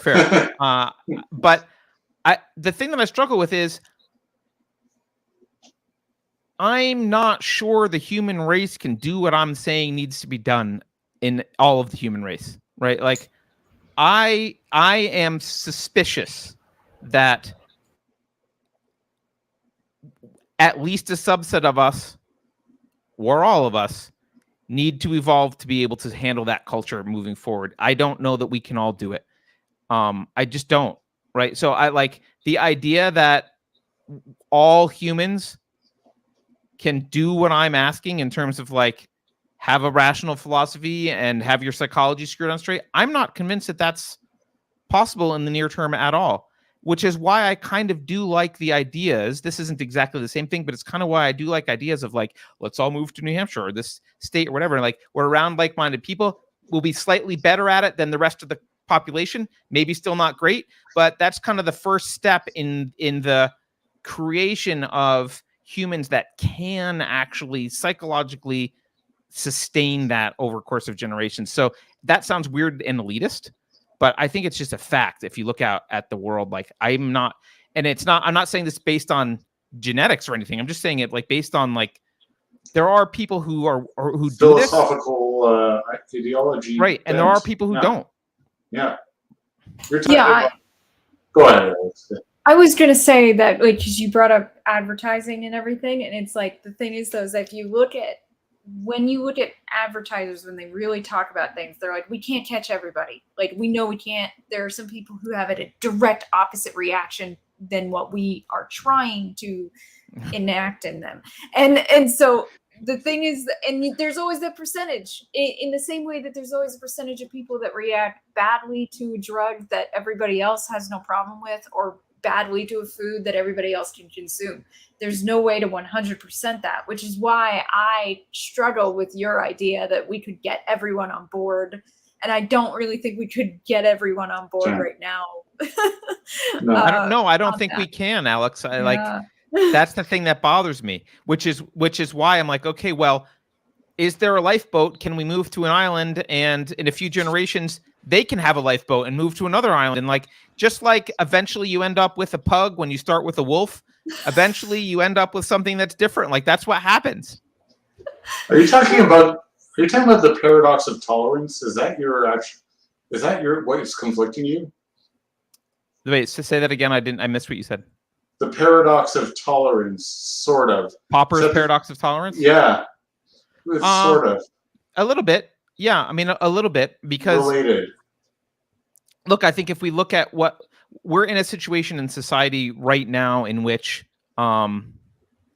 guardrails for a lot of really destructive behavior have been removed, and the people who should be policing that aren't. Right? We're not policing it. So we're not saying sit the fuck down, Cardi B, and shut up. We are saying, I love you, Cardi B. We're the problem. right? That we're not policing it. Dysfunction is out there, Yeah. and in past societies, when that person gets put on a boat and sent off into an island by themselves, instead they're worshipped. And so dysfunction will always be there. We need to have the intestinal fortitude to say no. Well, okay, so coming back to what you were saying before, I think the dysfunction that is being celebrated now, such as, what's her face who quit the Olympics? Not even her, because she at least had the golfer lady who quit, right? I don't know. I don't know the story. Yeah, this was the last summer or something. She quit or something, some big golf tournament. She's a great golfer because she couldn't face the press because the press were mean to her or something, right? It was something ridiculous like that. She was celebrated for. Well, that's why she quit. Because she's not about the golf; health. she's about the drama. That's what it sounds like. I mean, no, but she's actually she's actually like one of the top golfers. Amber Heard might be a great actress too, but she's not about acting. She's about drama. I mean, that's like fair enough. Fundamentally driven by I want attention. I'm a narcissist. Okay. I'm a cluster B. The point is, that's what it sounds like, right? The point is, it's not these people who initially bring it down, right? This is just the end result. It's where the cracks start to form. Yes, that's the problem, right? So the cracks don't start to form with celebrating whatever. And I thought about the word tolerance quite a bit because people used to say we don't just want to tolerate people. Like that sounds sort of like I'm tolerating you, right? But at the end of the day, that's the best you can hope to do in a pluralistic society is tolerance, because you can't have empathy for 350 million people. You can only have for your tribe, your group, right? So, well, and the question of so you have to tolerate the outsiders. Matters. Yeah, that too. Right? Like, look, I mean, pluck someone off the earth who's fundamentally different from me in every outward way, but they're about individualism. I'll tolerate them a million times more than I'll tolerate someone who looks, acts, and is exactly like me in every way, but they're a commie. Like, I don't like, that's not like, we should, I don't think I think we have way too much tolerance for fundamentally evil philosophical beliefs. Yeah. I'm sorry. I think we have no, we celebrate them. We celebrate them. We don't just tolerate them. Doesn't that come down? We can. Oh, sorry. Go ahead. No, I was just going to say you've been quiet. Sorry about that. No, it's all good. I was enthralled, so I really appreciate the conversation. But it reminds me a little bit of Marcuse and repressive tolerance, right? Yeah, me too. It's weaponized in the other direction, so that way you can sort of tear down what is stereotypically tolerant of a society and bring in these new ideas that are completely counterproductive to the society. Yeah. And I think, as much as I despise much of Marcuse and in even that essay, he is correct in that the framework of the society does self-perpetuate in some way. Now, he was saying this framework is the somehow capitalistic thing. The framework was the left. So he got it backwards. Like he was the authority. He didn't realize that culturally his side was already in the authority position. But I or at least they were on the treadmill. They were on the track. They were on the treadmill, right? Like, yes. They were the conveyor belt was moving along, and by the time anyone paid attention to what was going on, like they were going to be in power anyway. Right. So, but like there is a point to that, and I think tolerance is a great value to unpack and ask yourself, why is it a value to be tolerant? And I think you can if you unpack that, you can get to an answer of, well, it's valuable to be intolerant of differences that have no moral significance, like, because then you have more interesting people in your culture, and it's unfair and unjust to, like, I don't like the way Alex does her hair, so I'm not going to tolerate like that. Then you don't get to talk to Alex. You're missing out. It's unjust, whatever it is. I'm just, picking on Alex, but if Alex is like, well, I think that, I really love Hegel, and I think that the state is the manifestation of the will of the universe, and we should all just, bow to the state and let the state use us as the fodder for some manifestation or some greater thing. I don't want to tolerate Alex, no matter what her hair looks like after that. That's the thing. And there's tolerance as a blanket value is just wrong. Tolerance towards what? Do you tolerate Charles Manson? Yeah, No. And to be fair, that's what Marcuse argued, right? I mean, in order to propel his ideology, he was making this point of we should preempt contrary thought. We shouldn't even tolerate the thought to enter the head. Right. And that's the way you propel your worldview. Well, yeah, and I think I understand where he's coming from there, right? Mm-hmm. So it's not incorrect in certain respects. So Carter, where I part ways with you, I don't think you can have a global thing. I think you can go to New Hampshire and have a year-long pork fest, but and call it your home. But I think you can do that and create communities. But you have to be able to create and live in a community that caters to your own thing and tolerates other communities, right? That is first of all, that's the whole principle behind free speech, right? Doesn't matter how disgusting your speech is, you have the right to say it. That's number one. And oh God, what was the other thing? Let's be careful. Let's be careful. You have the right to say it, but you don't have the right for me to listen to you, to say that my kids can hang out with yours. I don't have to tolerate you in any way. I can't shoot you. Okay, so let me say, when you have free speech means you want to say something, somebody wants to listen to what you want to say, you have to say, and therefore that speech should be allowed to happen regardless of what the speech is, right? That's what free speech means.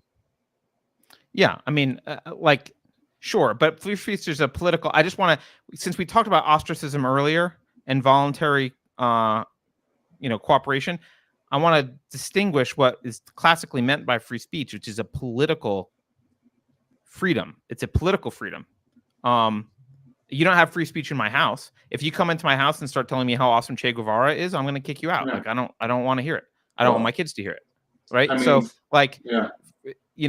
Property rights trump free speech. So the only reason this is even an issue is we have public squares and the government's decided they're in charge of some property and blah, blah, blah, blah, blah. Right. So it's like when people say well, should you be able to allow fire in a movie theater? I don't know. Whose movie theater? Ask them. That's the answer. That's right. It's not 100% true. You're not allowed to. I forget but it's not like a cut and dry. But so the thing about free speech is let's say in North Korea, you're not allowed to say to your child, I love you in your own house because you're only supposed to love the supreme leader.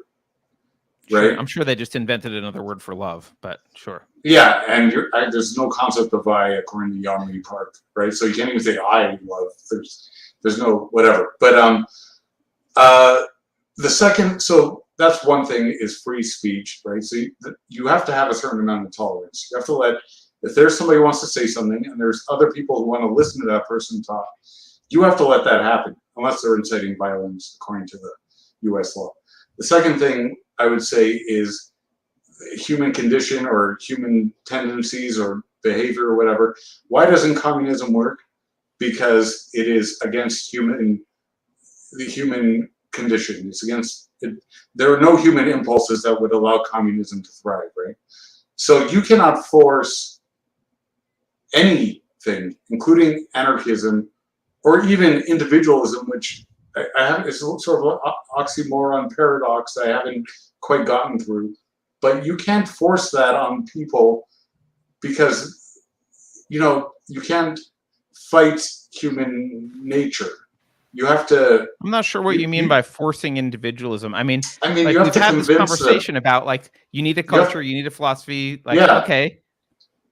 Okay, but I absolutely can. If I am in a small community with you guys, and we've got some sort of pseudo free thing going on. Let's say we all move to New Hampshire, and let's say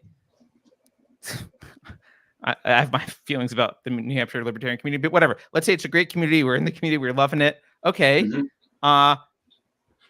That doesn't mean, like, if someone comes in to New Hampshire and it's like, we can kick them out. Like, we can force them to, like, there's no, if they're on our property, we can kick them out. We don't have to tolerate someone. If someone comes in and says, I want to proselytize communism, we can say, well, I mean, I guess fundamentally, we're not going to shoot you for it, but no one's going to let you stand on their property to do it. And like, Right, it's so all where are you private going to do it, property. man? It's all Like- private property. Yeah, where are you going to do it? It's like, well, I'm going to send everyone an email. It's like, well, our servers won't let, like, I guess you could radio beam it in which case, like, you know, maybe you get that kind of stuff, but it's like, don't get caught up in like I think a lot of people are caught up in like the status quo of where things are now. And we're having a conversation that's in this world where we're even contemplating that there's some kind of philosophical and psychological change in humans, which is like not at all where we are now. Like, there's one guy in chat's yelling like, you're willfully blind if you don't understand that capitalism is what allows ideologies like Marcuse's to. I'm like, what? It's just like, of course I understand. Of course I understand that. But capitalism is neither good nor bad in the sense of it doesn't guarantee that the culture and philosophy doesn't suck. It won't last if Marcuse wins, if the critical theorist wins, or if then the postmodernists win or whatever. If you have those people take over, you will lose it. Like, it won't work. Like, that's just very obvious. Yeah. But the same is true for communism. Like, if it's a bunch of individualists, that won't work either, which is why, like, I think if we want to talk practically, I have my long-term sight set. Like, okay, we know what I want to study psychology, want to study philosophy, want to figure out how to move people this direction, want to figure out how to raise the next generation of kids, want to help build humanity to go the direction it needs to, and probably should sequester with a bunch of like-minded people and get as much liberty as I possibly can for as long as I can. I don't know what that looks like or how it looks, but it definitely involves keeping people who are horrible out. Like, if you're in New Hampshire, probably screen for people coming in from Massachusetts and do something about it, because you don't want them, right? Especially people from Massachusetts. Yeah. So okay. So what you're saying is community-based governance, let's say, almost federalism, right? Almost, except with no federal level, right? It's supposed to be. Well, yeah. I mean, look, there's no reason for centralization either. You mentioned the population before. You can do a bunch of small communities that have different customs and different whatever. Like, that's fine. There's no requirement for federalism, right? And the thing I don't like, I'm not in New Hampshire, and one of the reasons I'm not a member of the Libertarian Party and not in New Hampshire is they are not at all focused on what I talked about. They're not at all focused about philosophy or psychology. They tend to be very much reliant on, well, if the state stays out, everything will be fine. And that's just not true. If the state stays out, we devolve into watching the Kardashians. Like, we need something else. We need to have something else that we're focused on. And so that's why, like, I would prefer a liberty-loving society that was also trying to address these larger issues of, like, how do we police socially? What do we kind of move forward? How do we promote the values that we need to be promoting long-term? Not just saying it's a free-for-all and, like, whatever you're doing is just as good, whatever Exofathom is doing. Right. Like, I don't know. It depends. If he's taking a bunch of K, who knows? Right now. Yeah. No, I'm kidding.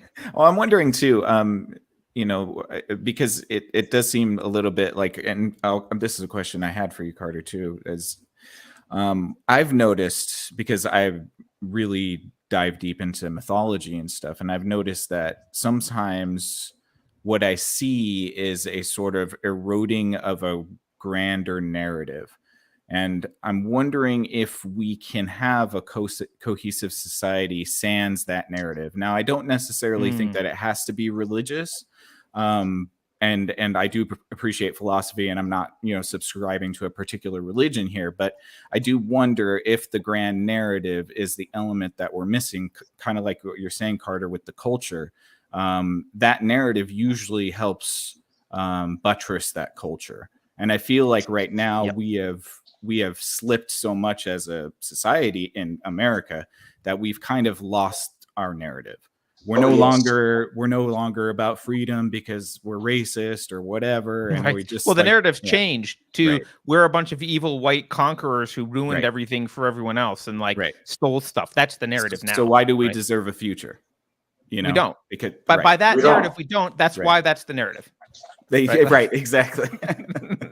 That's why that story was chosen, because it's Right. horribly demoralizing, right? It is absolutely, yeah. I think there's a lot to unpack there. I think there's some. So I have heard, although I am skeptical generally about psychology, so I'll put that out there. I have heard that there is often some kind of need for belief or whatever in people, and one of the reasons I'm skeptical of that is often when people do studies like that, they do it in a context that doesn't contemplate other ways of having narrative. Like, it must be religion, or it must be like it must be a belief thing that we need. I don't know. Yeah. Maybe it's a meaning thing, or maybe it's something else. It doesn't have to be that. And Or you're a measuring it social this narrative. way, right? Mhm. So, and I do think a narrative helps. Motown, you were talking about NPCs, and then we joked zombies or whatever, right? Like, you're talking about the normies and NPCs. I do think a narrative helps them to have an intuitive feeling about what direction things should be going and what's right and what's not right through this being a part of this narrative, right? Like, it certainly helps Christians, when you see Christians have a narrative about the world. Different forms have different narratives, but Mormons have a narrative which is slightly different. Someone mentioned Xenu in chat. Like, certainly the Scientologists have their own narrative, right? Which leads them in a particular direction. Communist countries tend to try and enforce leader worship narratives, right? So like Mao and Stalin, like cult of personality kind of things, right? Where and there's a narrative. This is why they like year zero. They want to jettison everything from the past. They have a year zero. They destroy the four olds, and they're trying to instantiate this new narrative, right? Based on Rah Rah Mao or whatever it is. So I don't know the answer, and I don't know. I had a question. I had someone ask me once. I don't know if it's like an old interview. I did an interview with what's her name? Julianne Davis or something like that. She was the actress from. She was in Eyes Wide Shut, and then she got canceled for like being pro-Trump or something. She got like canceled for being a wrong thinker in Hollywood. Yeah. And she would argue with me that she's kind of spiritual and not an atheist, and she would argue like, well, humans need something, and I would say, well, but it's not true. That was the argument that we were having back and forth, right? And she was like, well, but you need to come up with, she's like, fine, then you need to, basically what she said was, fine, then you need to come up with an atheist narrative. There needs to be, if you don't want it to be mystical, there's got to be a narrative people can latch onto. And there might be something there. I don't know. It feels disingenuous to invent something and be like, I'm not an atheist, but I do believe there is something that even you godless, hellbound people can grab onto. And that is the idea that there is a reality and you can discover it. And reality is truth, right? Almost in the religious sense or mystical sense of truth. But it doesn't, right? Like, let's say capitalism, like pure free market capitalism works because it is aligned with truth. Someone made something better and nobody said this is better than that, or that kind of thing, or this is better than before. It's just people sort of felt like, hey, I want that. And that's like aligned with, or I need that. That's aligned with truth, right? So if nobody, this is what you're saying, Carter, if nobody dictates like, hey, these are the rules, then truth, you can let truth flourish. Won't necessarily flourish. But you have to have a population who is going to police ideas that don't comport with truth. And if they're not willing to do that, and they're willing to listen to ideas that are, if you just look at philosophy in the past 200 years, it is like baked in some really hairy, crazy, stupid crap, just baked right in from the bottom. Like, I mentioned Hegel earlier, who Marx relied on heavily. Like this weird mystical, the state is the manifestation of the will of the universe. I'm like, that's just fucking psycho. And you went and based an entire system that then killed 100 million people last century on that? The answer is yes. And it's hard to imagine how crazy ideas have taken root, but they do. People so if you don't have a population that's going to police this stuff and say, wait a minute, Marx, what the fuck? Like, we're not doing this. And I think, like I said before, I don't know the answer because I don't know how to convince people to not do that. Well, some people won't, like Alex said, but but a lot of people will. I just want to say, Alex, very quickly, that the way to police it is, the way to police it is with more speech, right? Not through might or anything. You just give better arguments. That's what I would say. I would say, if we or I'm trying to clarify what you mean by police. Yeah. Oh, yeah. So when I say police, I mean police through social pressure, but that includes up to and including ostracism. So, look, let's say we had our community again. We're all four of us are in a community and with our families and whatever, who else in chat wants to be in. We're all in a community. And someone starts coming in spouting really bad philosophy, really like postmodernism stuff, or they start spouting, teaching Marx. We don't have to sell anything to them. We don't have to buy anything from them. We don't have to. If we do that, no. if we say, like literally, I want literally nothing to do with you. They need to go away. They'll die. No one will hire them. No one will like. That's why I'm not against, like, people complain. A lot of conservatives complain like, oh, I don't like this idea that, there's people enforcing their ideology on who they'll do business with and whatever. Like, I get that. I get why you don't like it because it's being used against you. Like, I get it. But it's actually the only alternative that you've got other than government doing it. The problem is you are you're immersed in a cesspool society where, like, the worst people are doing it. If the roles were reversed and individualists were saying, oh, you know what? Until you decide not to be a commie, we don't want anything to do with you, man. Get the hell out. Because we've read our Solzhenitsyn. We know what communism looks like, and we don't want that around here. You're fine to teach it. You can teach it. You can talk about it. You can say, here's the arguments that the communists make. Let's evaluate it. You can do that in a like didactic way. But if you start trying to push propaganda, you're out, man. We don't want anything to do with you. And we're not going to shoot you. We're just going to stop. You're not coming to the barbecue. You're not going to work at my company. Like, and I know that sounds super harsh, and a lot of people really don't like that. It's kind of like a cancel mob. I admit it sounds kind of like a cancel mob, but the problem we've got right now is the people who agreed with the founding fathers didn't form cancel mobs. I prefer social gulags. But they let bad ideas in. Well, but they let bad ideas in, right? And those bad ideas, the thing that sucks is 99 out of 100 times you can let the bad ideas in your lifetime, nothing really bad will happen. But your great grandkids are going to suffer because. Well, that's what Hegel did, right? Right. Yeah. Right. Yeah. Right. Well, Sorry, Alex. Go ahead. No, it's okay. I think one of the problems with the whole bad ideas being let in is that we're in a situation where a lot of people didn't take the bad ideas seriously. That they said, it's just in college, which it's like, yeah, but you told everyone to go to college, and now everyone's in college learning this. And then now they're going to all the companies and demanding these bad ideas be enacted.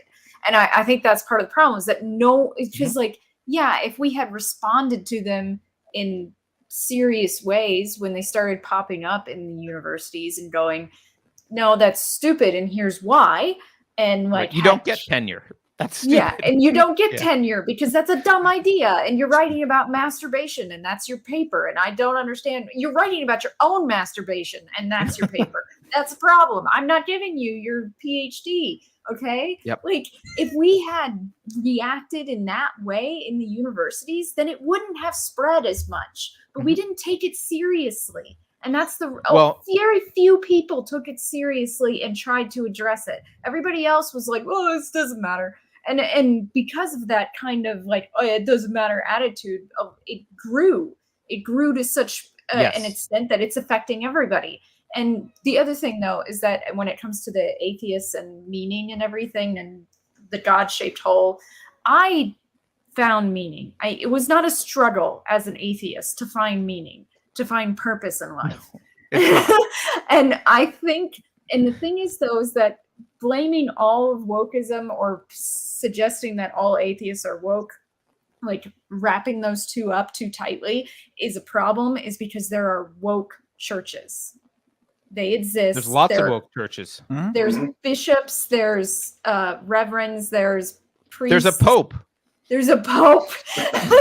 They're all saying woke bullshit. So it's like they're not immune to it. Atheists are not immune to it either, even though we like to act like we're rationals. But I think atheists are more likely to fall to nihilism, and that's how wokeism gets in. Yes.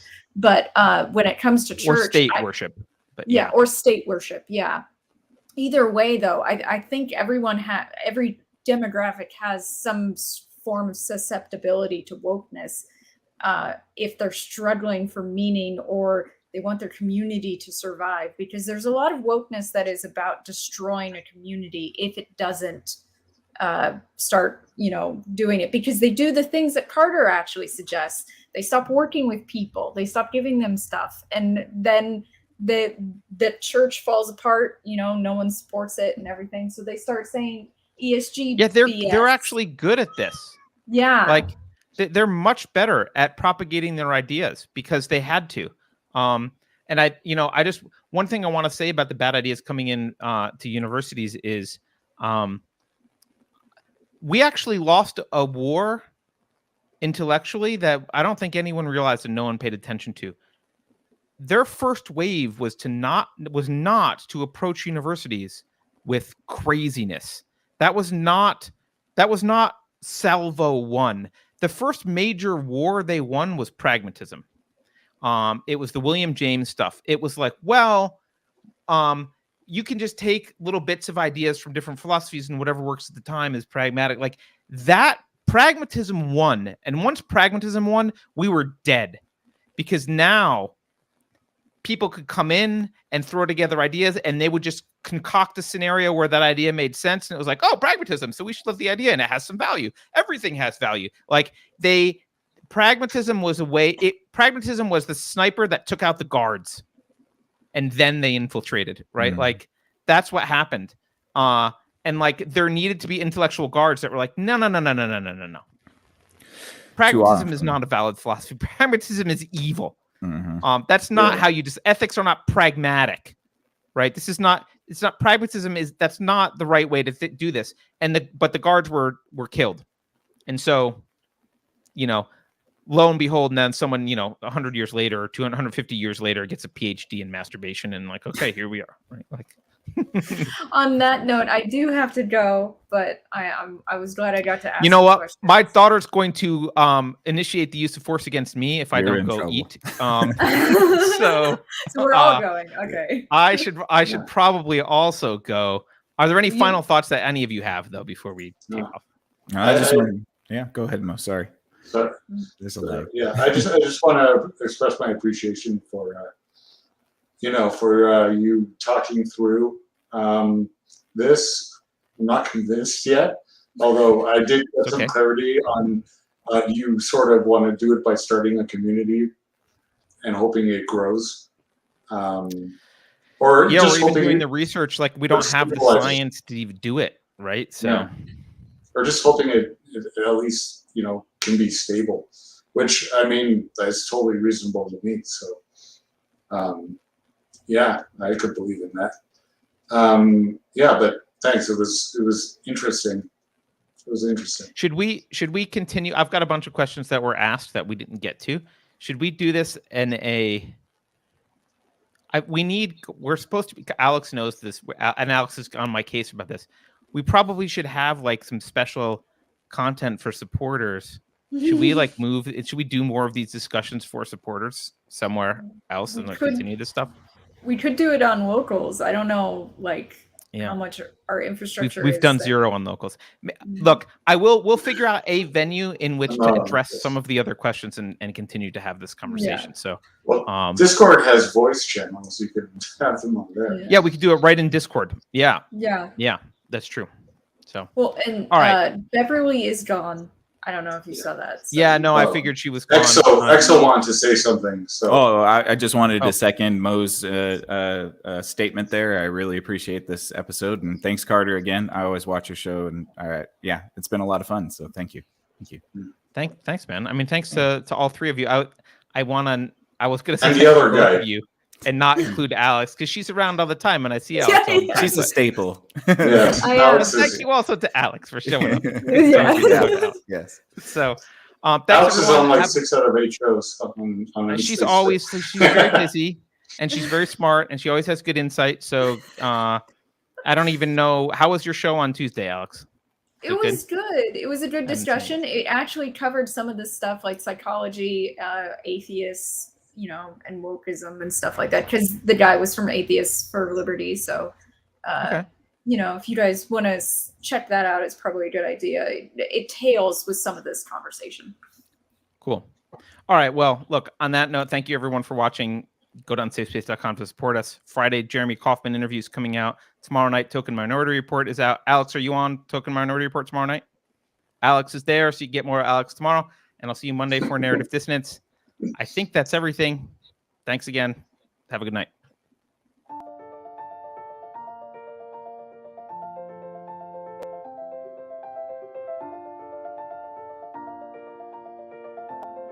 Thanks for sticking around until the end. If you're new to Unsafe Space, check out our deep content library that includes discussions with everyone from James Lindsay to Brett Weinstein. And please consider helping to fund our work by visiting unsafespace.com/donate. You can find us on a variety of social media platforms, and you can find a community of like-minded individuals on our Unsafe Space Discord server, which is open to financial supporters at any level. We hope to see you there. Warning. This is an unsafe space. Dangerous ideas have been detected. The content of this production does not meet WHO health and safety standards. Please report to a United Nations Sanitization Center immediately. Association with the following individuals is strictly prohibited. Experts who benefit from printing money agree that printing money does not cause price inflation. Trust me, just 2 more weeks to slow the spread of monkeypox. If you think about it, no one should be allowed to express opinions. But don't. Think about it, I mean. That's not your job. Thinking has been scientifically proven to be less efficient than compliance. Science, scientific, and scientifically are registered trademarks of the World Economic Forum. Unauthorized use is prohibited. Computer voice courtesy. Never mind, that last line is fake news. Please disregard it and return to your safe space immediately. There will be cake.